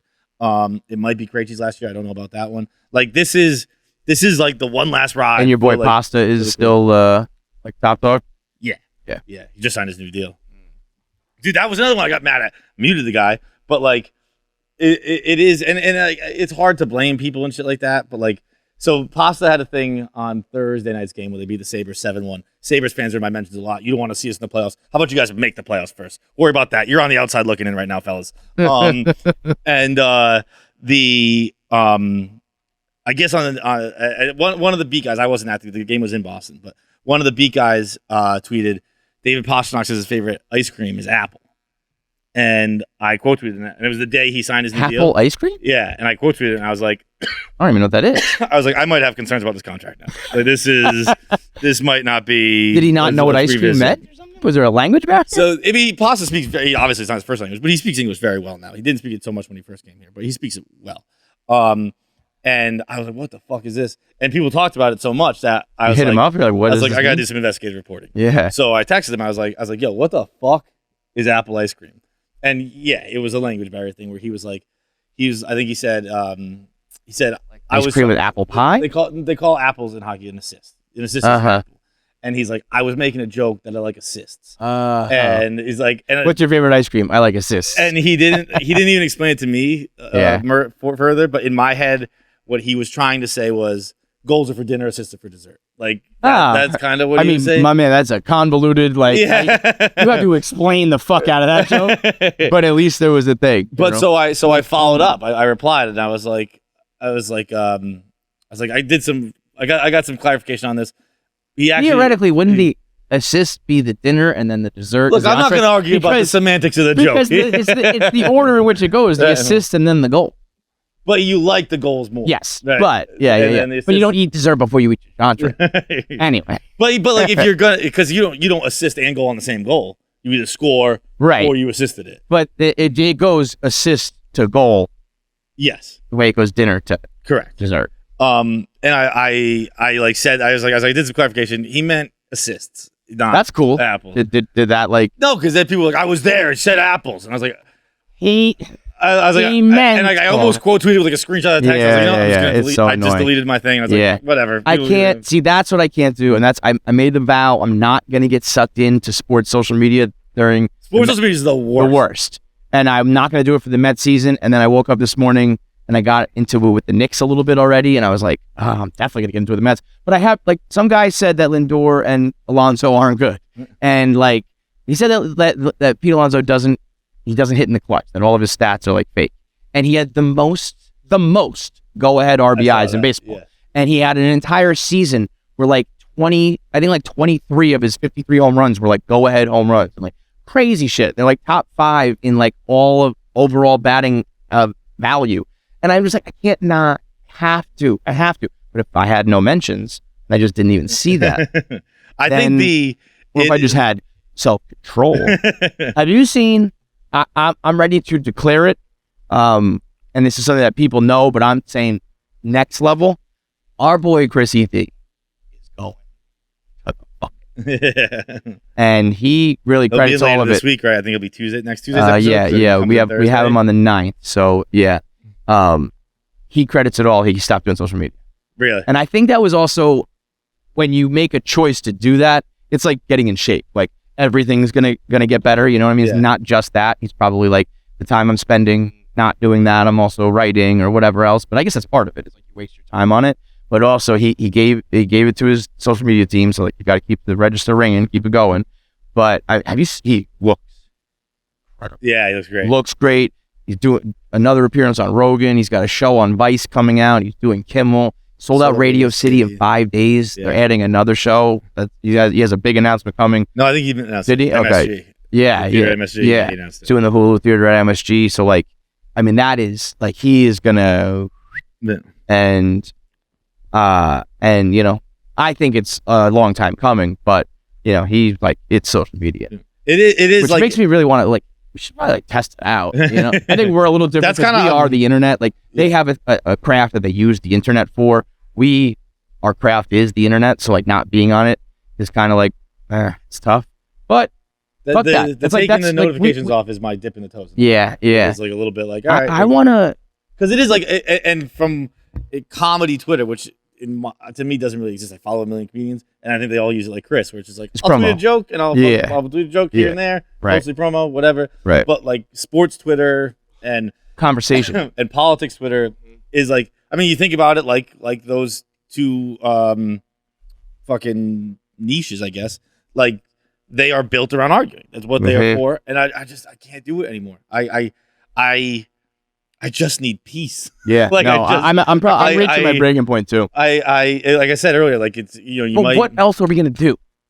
Because there is a lot of downtime. I know this sounds crazy, but it's just like you're sitting on the couch, you're commuting, you're in a train, you go on your phone. Yeah. And I actually find Instagram to be a little more like it's mind-numbingly stupid, but I'm not gonna get in arguments on Instagram. I've never read a comment. No. I think I put a hand on the Bible right now. And I stood at an altar this weekend and affirmed my belief in God. So you know it means something.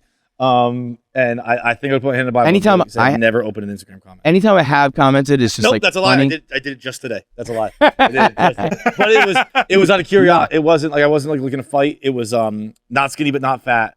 Posted shout out to everyone who's just learning why Jaden and Willow Smith are named Jaden and Willow. And I was like, I don't know why. Yeah. And so I opened the comments to see if someone explained it, and they did. And Jaden sounds like Jada, Willow sounds like Willow. We probably should be able to crack that case ourselves. Put it together. Yeah, and never. You give me a million years and a willow tree. But that's probably the first time I've ever. I don't ever open comments to be like, what are people saying about this? Right. I was like, wait, why are they? Yeah. I was actually a little mad at Amanda for not putting it in there, explaining like why do I have to go fucking you know what I've seen around in the mud to figure this out. I love that because that's how you know it's real though. She's done this a couple times. Like one time she posted when Shakira and her boyfriend broke up. She just posted like, "Oh my God, can't believe this."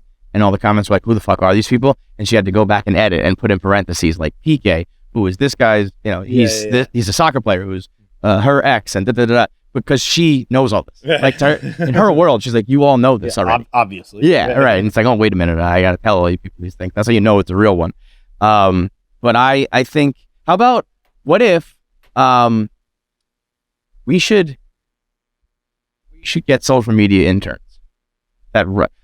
Do you want to run my Twitter account? Do you want to just have my Twitter account?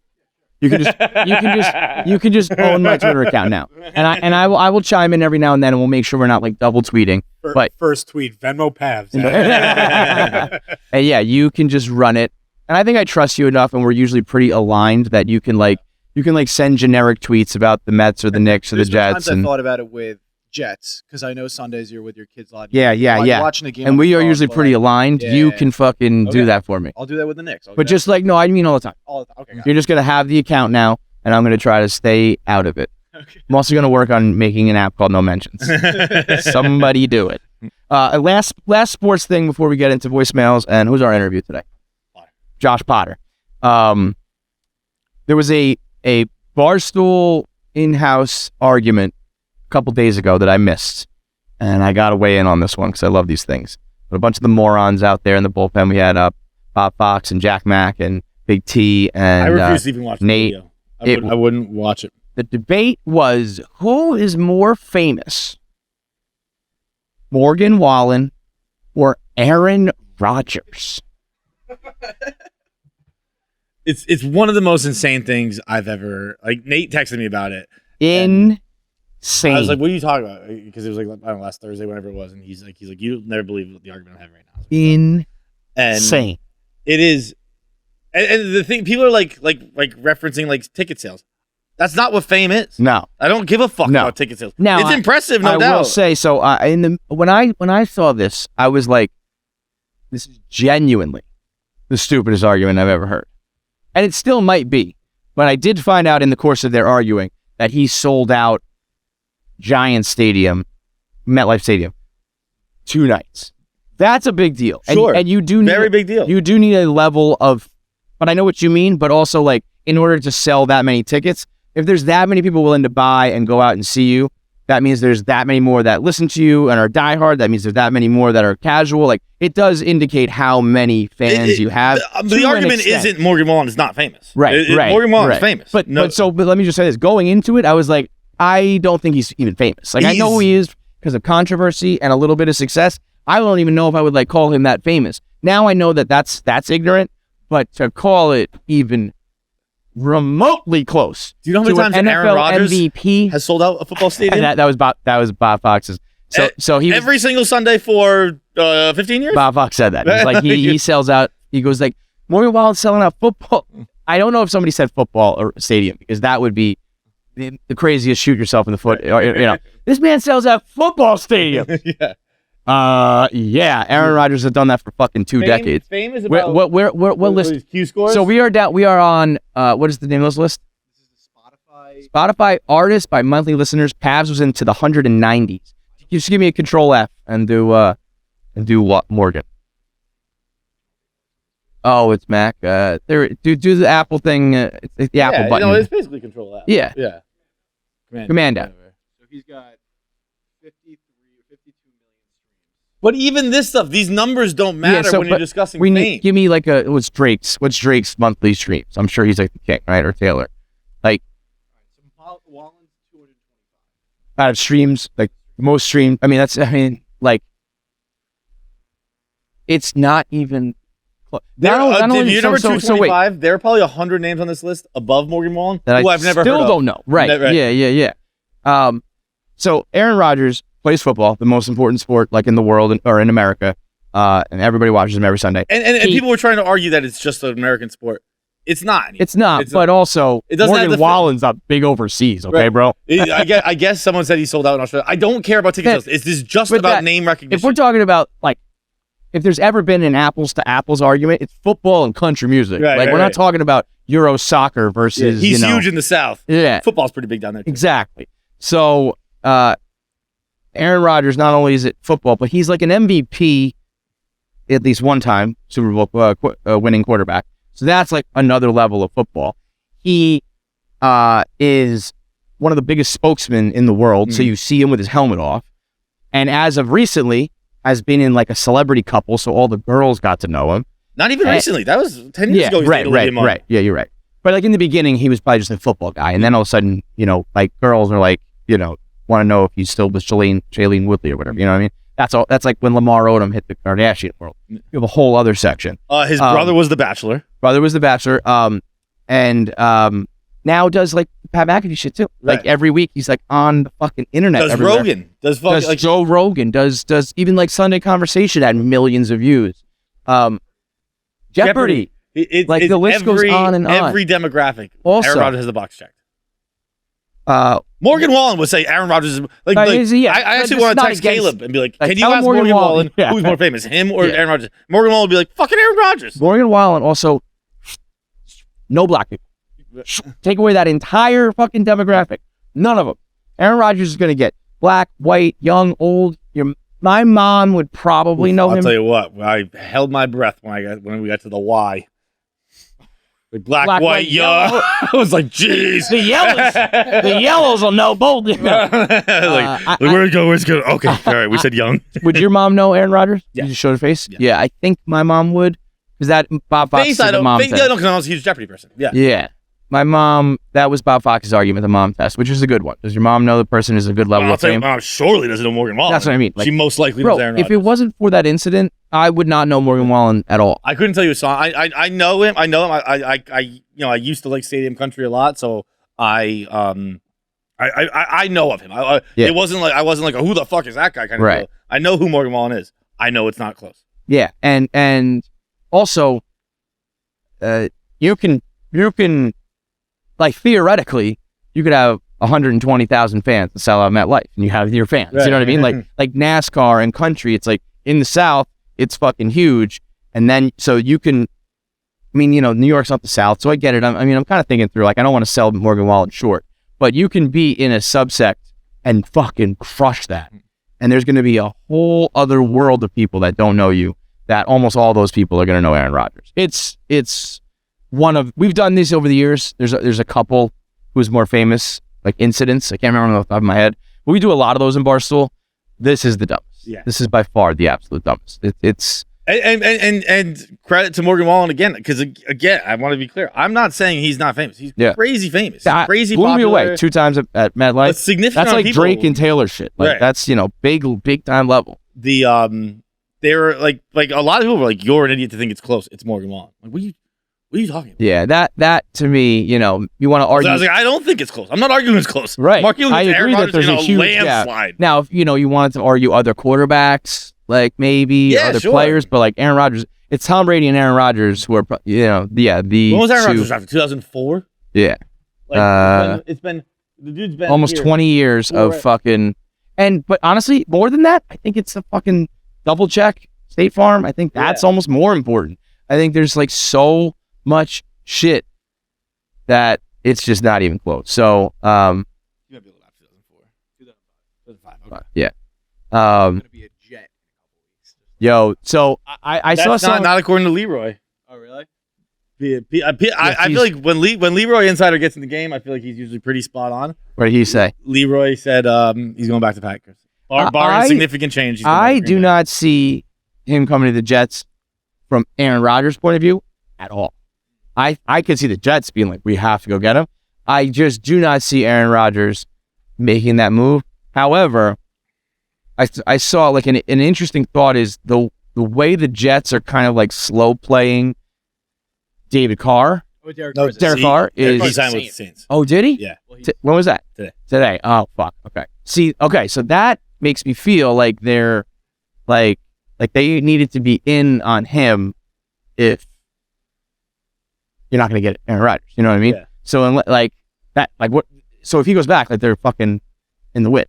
Unless you're going to go with like Lamar Jackson or where the fuck happens. You know, like there's. It also is one of those things, and I don't love this argument where it's like, well, you're killing the confidence. Like Zach Wilson's dead now.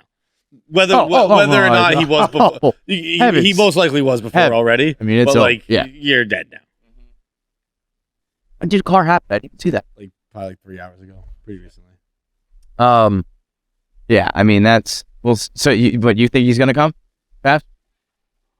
I don't know. All right, listen. Just don't tweet that from my account yet. Okay, let's get into our voicemails. Voicemails are brought to you by Pirate Water. That's my pirate impression, and it's pretty good if you ask me. Pirate Water is out. If you've been following us on social media, you know it is already taking the world by storm. You've seen Whitney Cummings come in here and drink it, not even knowing it was ours, and say, oh wow, this is actually delicious. It is the ultimate party in a can. You can drink it, get swashbuckled, get pegged, do whatever it is you want. Pirate Water is the extra little boost you need to get the day going, to get the party going. It is for partiers. It is for ragers. We have created this drink. It is, I mean, just close your eyes and think of the 3 ultimate partiers. It's Saturdays for the Boys. It's Zillion Beers. It's Sleep When You're Dead. The 3 of us got together. We made Pirate Water. It is 16-ounce canned, ready-to-drink malt beverage with 10% alcohol and all you need for a good time. You got margarita. You got fucking Miami Vice. You got Sex on the Beach. And you got Bahama Mama. You got all the fucking good tastes. It is delicious. I'll tell you, when we were doing taste testing and we were doing like promo videos and stuff like that, I drank half a can and I was ready to fucking run. Go to drinkpiratewater.com. Find Pirate Water at the location nearest you. It's at Walmart's, fucking liquor stores, gas stations, corner stores, bodegas, markets. It is everywhere. Again, if you follow us on social media, this is like the first time we've rolled out a drink properly. It is everywhere. Cannot recommend it enough. Go to drinkpiratewater.com. Find it at a location near you. What up, fellas? I'm just sitting here hanging out, drinking with my wife. We got 2 cats, and we were sitting here talking, and I was like, would you guys give your cat or your pet or whatever a vaccine, right? And they could speak English for the rest of their lives, but it takes 5 years off of that life. I mean, would you do that? I mean, you'd get to understand them for however long they got to live. I've got a take. There's a decent amount of these out there about like getting your animal to speak. Mm-hmm. You know why pets are awesome? They don't fucking talk. What happens the first time you have a disagreement with your dog? Bro, that's What happens the first time your dog says, I'm voting for Biden and you're voting for Trump? What happens when he won't shut the fuck up during a movie and you have to turn to your puppy who you've loved? What happens when you have a puppy and he's like, hey man, what's up? What's going on? Hey, what? And you have to be like, shut the fuck up. And then he like looks at you all sad. Like, it would ruin the relationship. It's a really great point. The best part, it's like having a friend. You know the friend who you walk in, you're like, what's up? You both crack, I crack a beer. I just give it to you. You crack a beer. What do you want to watch? I don't know, whatever you put. And then you sit there for 4 hours, and you're like, great hang, man. It was a great hang. That's your best friend. That's your dog every time. That's your dog's every single interaction you have with your dog is that time with your friend. Bro, so I was home for last week, obviously, and I realized just how loud everywhere is. Like, dude, like my parents' house, even when they're not home, is so goddamn loud. Making noises. Because they don't old people don't know what mute is, right? So like my mom's computer in her office, that's fucking chiming all the time when she's getting emails. My dad leaves his iPad in the house. Guess what? He gets his texts on that. That's chiming away. Yep. My mom doesn't turn off the fucking music on her fucking Sonos before she leaves. That's going. There's always pings and noises, and that's before the people get there. Then the people get there, and it's just talking. And it's like every goddamn house now it's like an open floor plan. So like, I'm in the living room, can't I can hear you fucking just running the water in the kitchen. Yeah, trying to watch a goddamn show in here. Yep. It is crazy. They talk over it too. Like sometimes there's just like no regard for the fact that like this is supposed to be quiet. We're supposed to be watching the television show. Dude, it is, and like we kind of talk about this with Potter coming up. Like you can't get mad at someone for just existing. Yeah. But at the same time, I am So fucking mad at furious you. with someone for existing. And again, the pup. Like dogs will just sidle up next to you and sit there. It is, and like Maybe they bark here and there. Very. There's a couple instances where you would like a dog to be able to be like, yo, man, like, I'm sorry, I got to take a shit real quick. And it's like, okay, we're on the same page. Or like, if there's something wrong with them, they want to tell you what's wrong. But like, other than that, what do you want to just like talk to your dog? That's and legit. Like the last thing you want to do is talk to people. And also like, dogs are great, pets are great, yada yada. We've kidnapped them and separated them from their family. Absolutely. They might be upset about that situation. What if they were like, yo, you literally took me away from my twin brother? like, hey, where's my fucking mom, asshole? And you know how great like those first 6 weeks or like 16 weeks are? Like they're on like a farm and they're running around with their brothers and sisters, and at the very least they have some childhood puppy trauma where they're like, oh, nice to meet you. I watched all of my brothers and sisters one by one be plucked away from me on the farm until I, the runt of the family, was chosen by you, clearly the runt of your family. Let's live this horrible life together. It's like, oh, great. Dude, just what I wanted. The only way a self-aware runt. The only way yeah, dude, my dog is from like upstate Maine. Yeah. Like beautiful country. Yeah, now you're down in fucking, living in like a New York City apartment. Thanks. The only dogs I'm letting talk, rescues. It's like poor stories. You're welcome. Here's a nice home cooked meal. Here you go, babe. Here's a steak. Yeah, you're welcome. Right, right. Yeah, you're right. I did rescue from that guy who was abusive and a motherfucker. You can shower me with praise, except when the TV's on. And then you say the fuck quiet. Shut up. Also, the other side of this, you lose 5 years. I don't know how long cats live. But... The most a dog is really gonna live is like 15. You get some weird outliers, but you're taking minimum a third of his life. Yeah. And if you're talking about like a golden, you're taking half his life away. So imagine when he's Goldens only live 8 or 10. 10. I'm bad at math. I think they're like 10, 12, something like that. Maybe I made that up, but I think the bigger ones don't last much longer. Yeah, I mean, my golden doodle was 14 when we put her down. But imagine your fucking dog cashes out at 5 and he's like on his deathbed and he's like, why am I dying so much earlier than all my friends? And it's like, well, I made this bet so you could talk to me. I didn't want to take you outside when you didn't have to shit. So, I cut your lifespan in half because it was a mild inconvenience for you to only be able to bark. Oh, thanks, master, you dickhead. Dude, I talking about putting dogs down and shit like that. I've told this story before, but it's a harrowing realization, I think, that I'm about to give to everybody. Is that... Yeah, wait, we just glossed over that. I talked about putting dogs down and shit on the podcast before. I told this specific story is, like, most of you people are killing your dogs way too young. Yeah. Like most of you reach a point where you go, this is a burden and an inconvenience, but not even let's kill you. Not even on the person. Like, the vets don't know what the fuck they're talking about. We had... Maisie was sick, and Maisie was moving slow and not doing good, and yada, yada, yada. And we took her to the vet, and the vet said it was a Friday, and the vet was like, look, I've been killing dogs all week. I'm tired. Like, if you could just let me get through the weekend and recharge. We'll kill him Monday. Bring her back Monday. We'll whack her then. And my mom was like, okay, very sad, but okay. And Puts the hammer back. like Maisie spoke English and heard the doctor. She was doing cartwheels Bounce that back. weekend. Yeah. She was like, whoa, whoa, whoa, whoa. Don't fucking bring me back. 3 more years. Yeah, right. Bro, if that fucking vet had time on a Friday, Maisie's toast. 3 more years, Kevin. 3 full happy 3 years. years, dude. A whole vaccine's worth of years. Maisie still stuck around because that vet was busy Friday. Yo. That's crazy. My mom, like, when she was so happy all weekend, my mom was like, she seems fine. I can't. Yeah. 3 years. She just had like one bad sick. I mean, a she bad couple was months. old. She was probably 11. Yeah. Like, she's older for a golden doodle. Like, that's, She fucking so sacked it's up. not a She's like, surprising age. Where you're like, I gotta like, show these people I'm alive. If 3 more years. If your vet says it's time to put down your dog, give it a week. Give it a break. Give it a week. It's like Angelina Jolie. Come back in March. If your dog's still suffering, we'll whack him then. That is crazy, man. When I took Duncan to the vet, one of the craziest interactions I've ever fucking seen.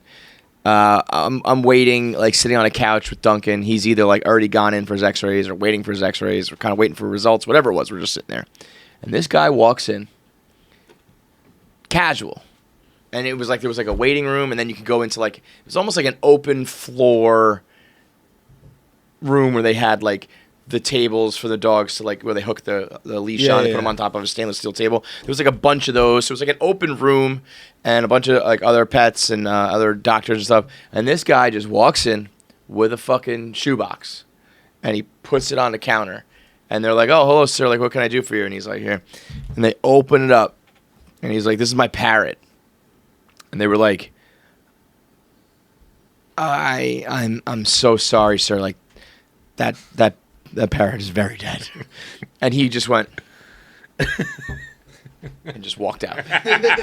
Walked in, presented a dead parrot. They said, "That's a dead parrot." Took it and walked out. And it almost I'd had my suspicions. Yeah, I honestly, I don't know what it was, but in my mind, I concocted a story where like his daughter was waiting in the car, and he was like a little girl, you know, and he was like, "Okay, baby, I'll take. We're gonna go try to save the parrot." And they like watched from the window, and he's like, "Yeah, I know it's dead. Yeah. Just doing this so my daughter won't fucking yell at me." Okay, thanks. I had a feeling it was gonna die. I'd given it a vaccine so it could talk. Wouldn't shut the fuck up during TV, but love Think about peanut butter sandwiches.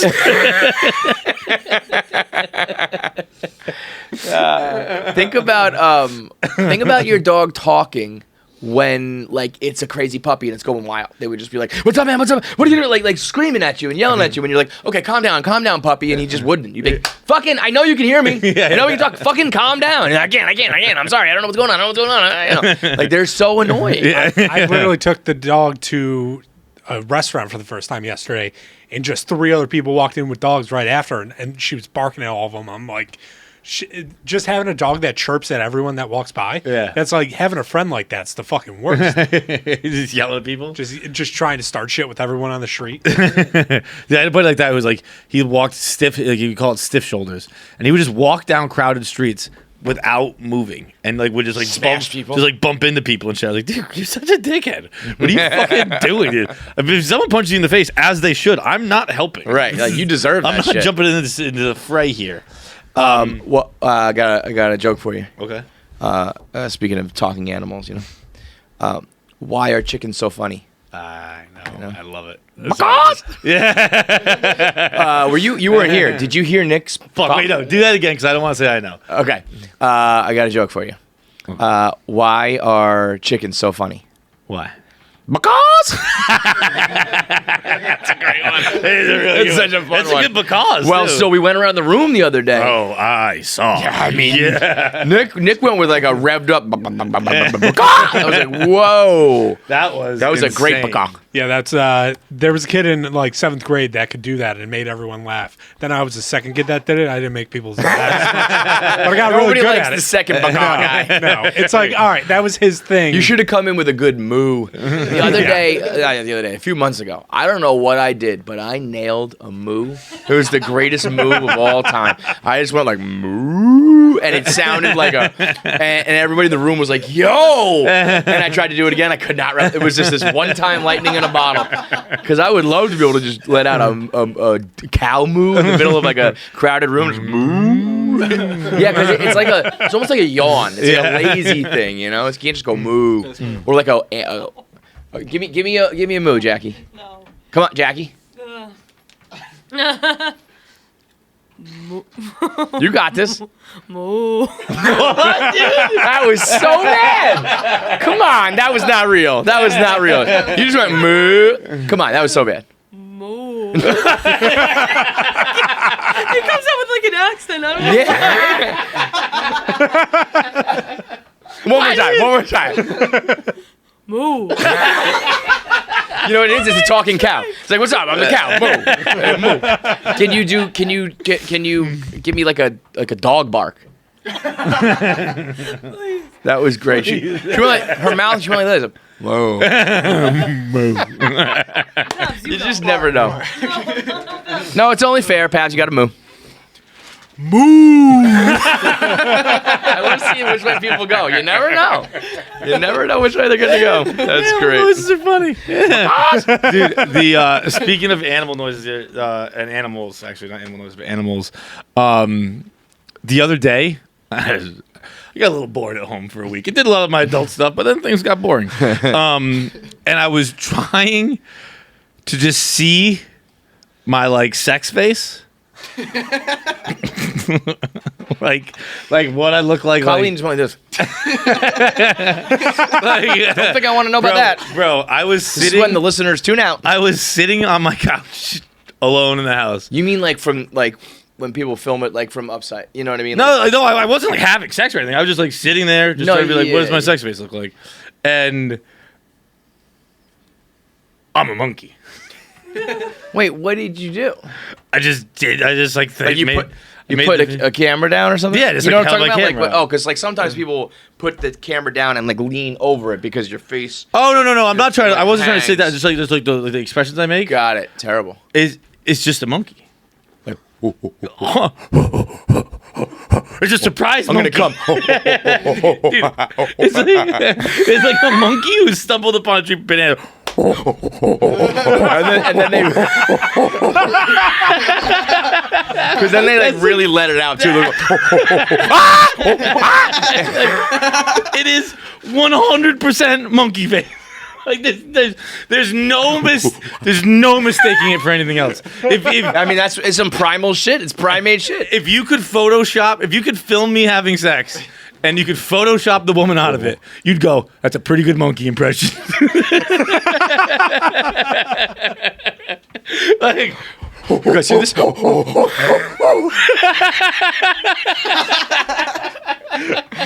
your little monkey butt shaking in the back.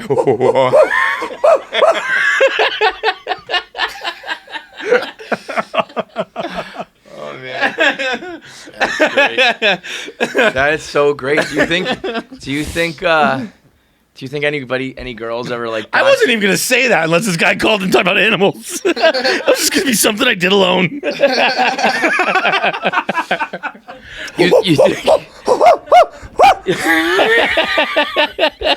You think any girls have ever hit like the group chat and been like so how was it? And like it was good, but he sounded like a monkey. Heston. I'm on that Planet of the Apes sex move. Fucked me like imagine that he fucked me like a monkey. Like what do you mean like is like monkey is like doggy style like monkey? No, he sounded like a fucking monkey.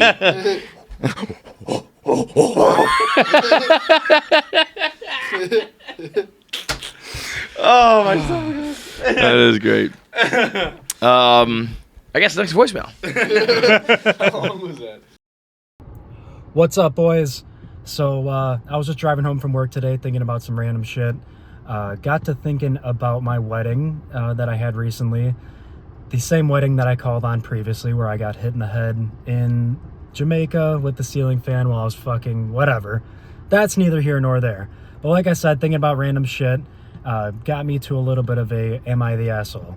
So when we sent out our RSVPs, it had like number of guests, I accept, I decline, and then at the bottom it said like, I'll be sure to dance if the DJ plays Blink. So we're like, cool, we can get a, nice playlist everybody wants to hear, and we'll go from there.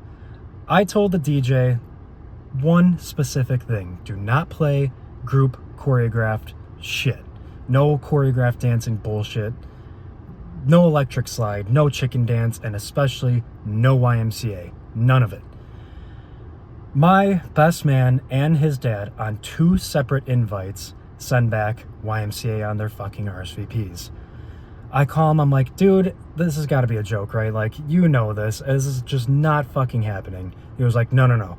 Like, mine's a little bit of a joke, but for my dad, you absolutely have to play it. At my cousin's wedding, the more drunk he got, he's at the DJ booth, play YMCA, until he fucking had to play it, or else he just wouldn't shut up. So I'm like, Jesus, all right.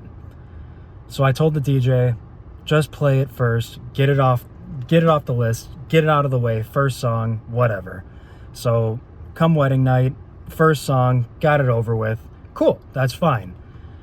I hear him come up, and he's like, I just tipped the DJ. He's going to play it again. I was like, what the fuck, man? So as it starts playing, I'm like, I'm out. I'm going to go take a bathroom break.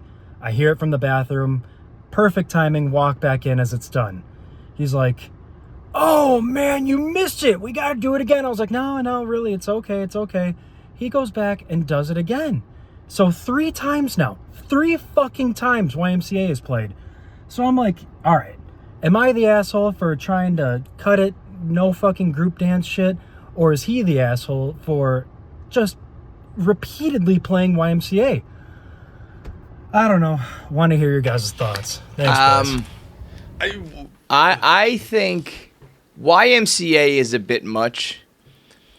If you're a white person, you're at a white wedding, and you got some sort of problem with the cha-cha slide or Cupid shuffle or even the electric slide, I think you're kind of being dramatic. I'll actually go as far to say, again, the YMCA is kind of ridiculous. I'll go as far to say if you have like some do not plays, you're being a dramatic asshole.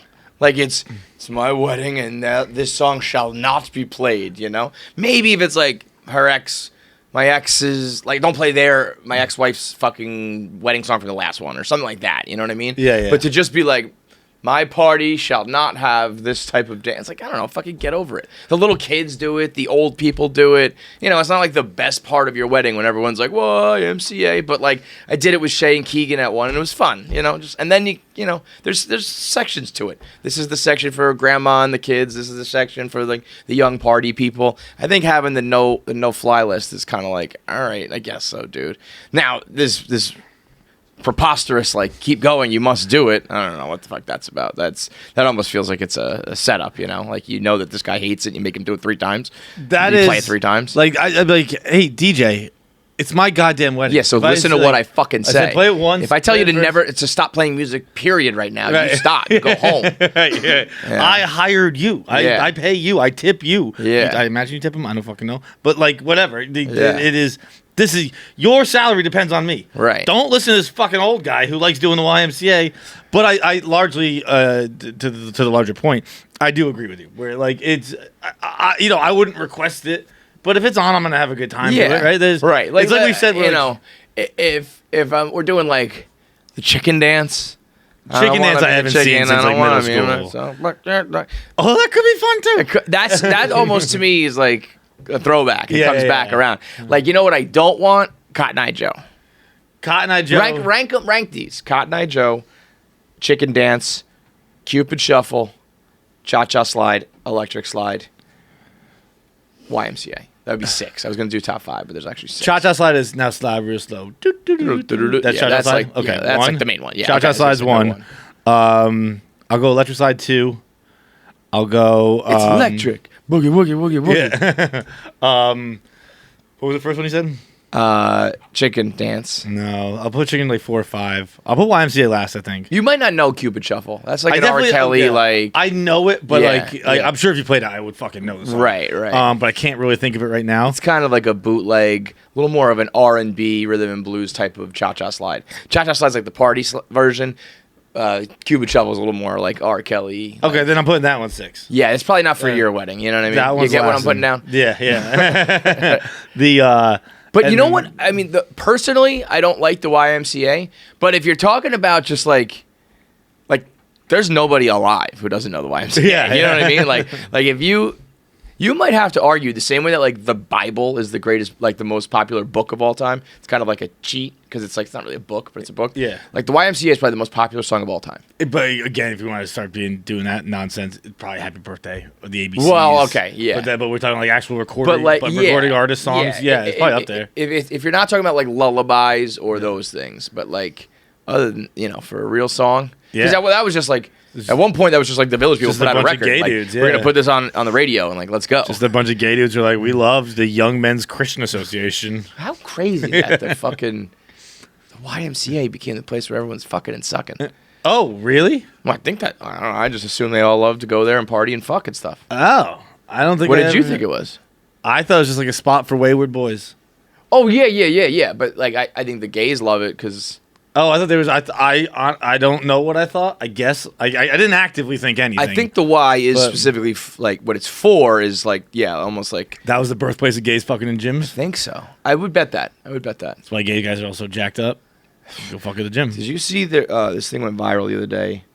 Chrissy Teigen quote tweeted it. It was a "Which one are you?" It was like A, B, C, D, whatever. Yeah. And it was sketches of the male physique. Okay. I was like, can I get a normal one in there, please, somewhere? I was literally none of them. No, one's pretty normal. I'd say you're a One's one. pretty fucking. I'd say you're a one. one. Bro. It's pretty fucking scrawny, dude. Looks like Yeah? that looks like a little girl's body. It is. They are thin hips. But like, imagine quote tweeting that and answering, being like, "Yeah, I'm a 6." It's like what? We'll put the video. We'll put it up in the video, the screenshot. These fucking little sketches are shredded, Yeah. and it's like 4 is shredded, 5 is a little bit more shredded, 6 is really shredded, 7 is ultra shredded. Where's just No, like, 6 is the ultra. After that, it starts tapering down. I'd but, say. but even like, what I think I'm an 8. This is some pretty extreme. You are an 8. But like that's what I mean. An 8 you would think is like bad. Like I want to be an 8.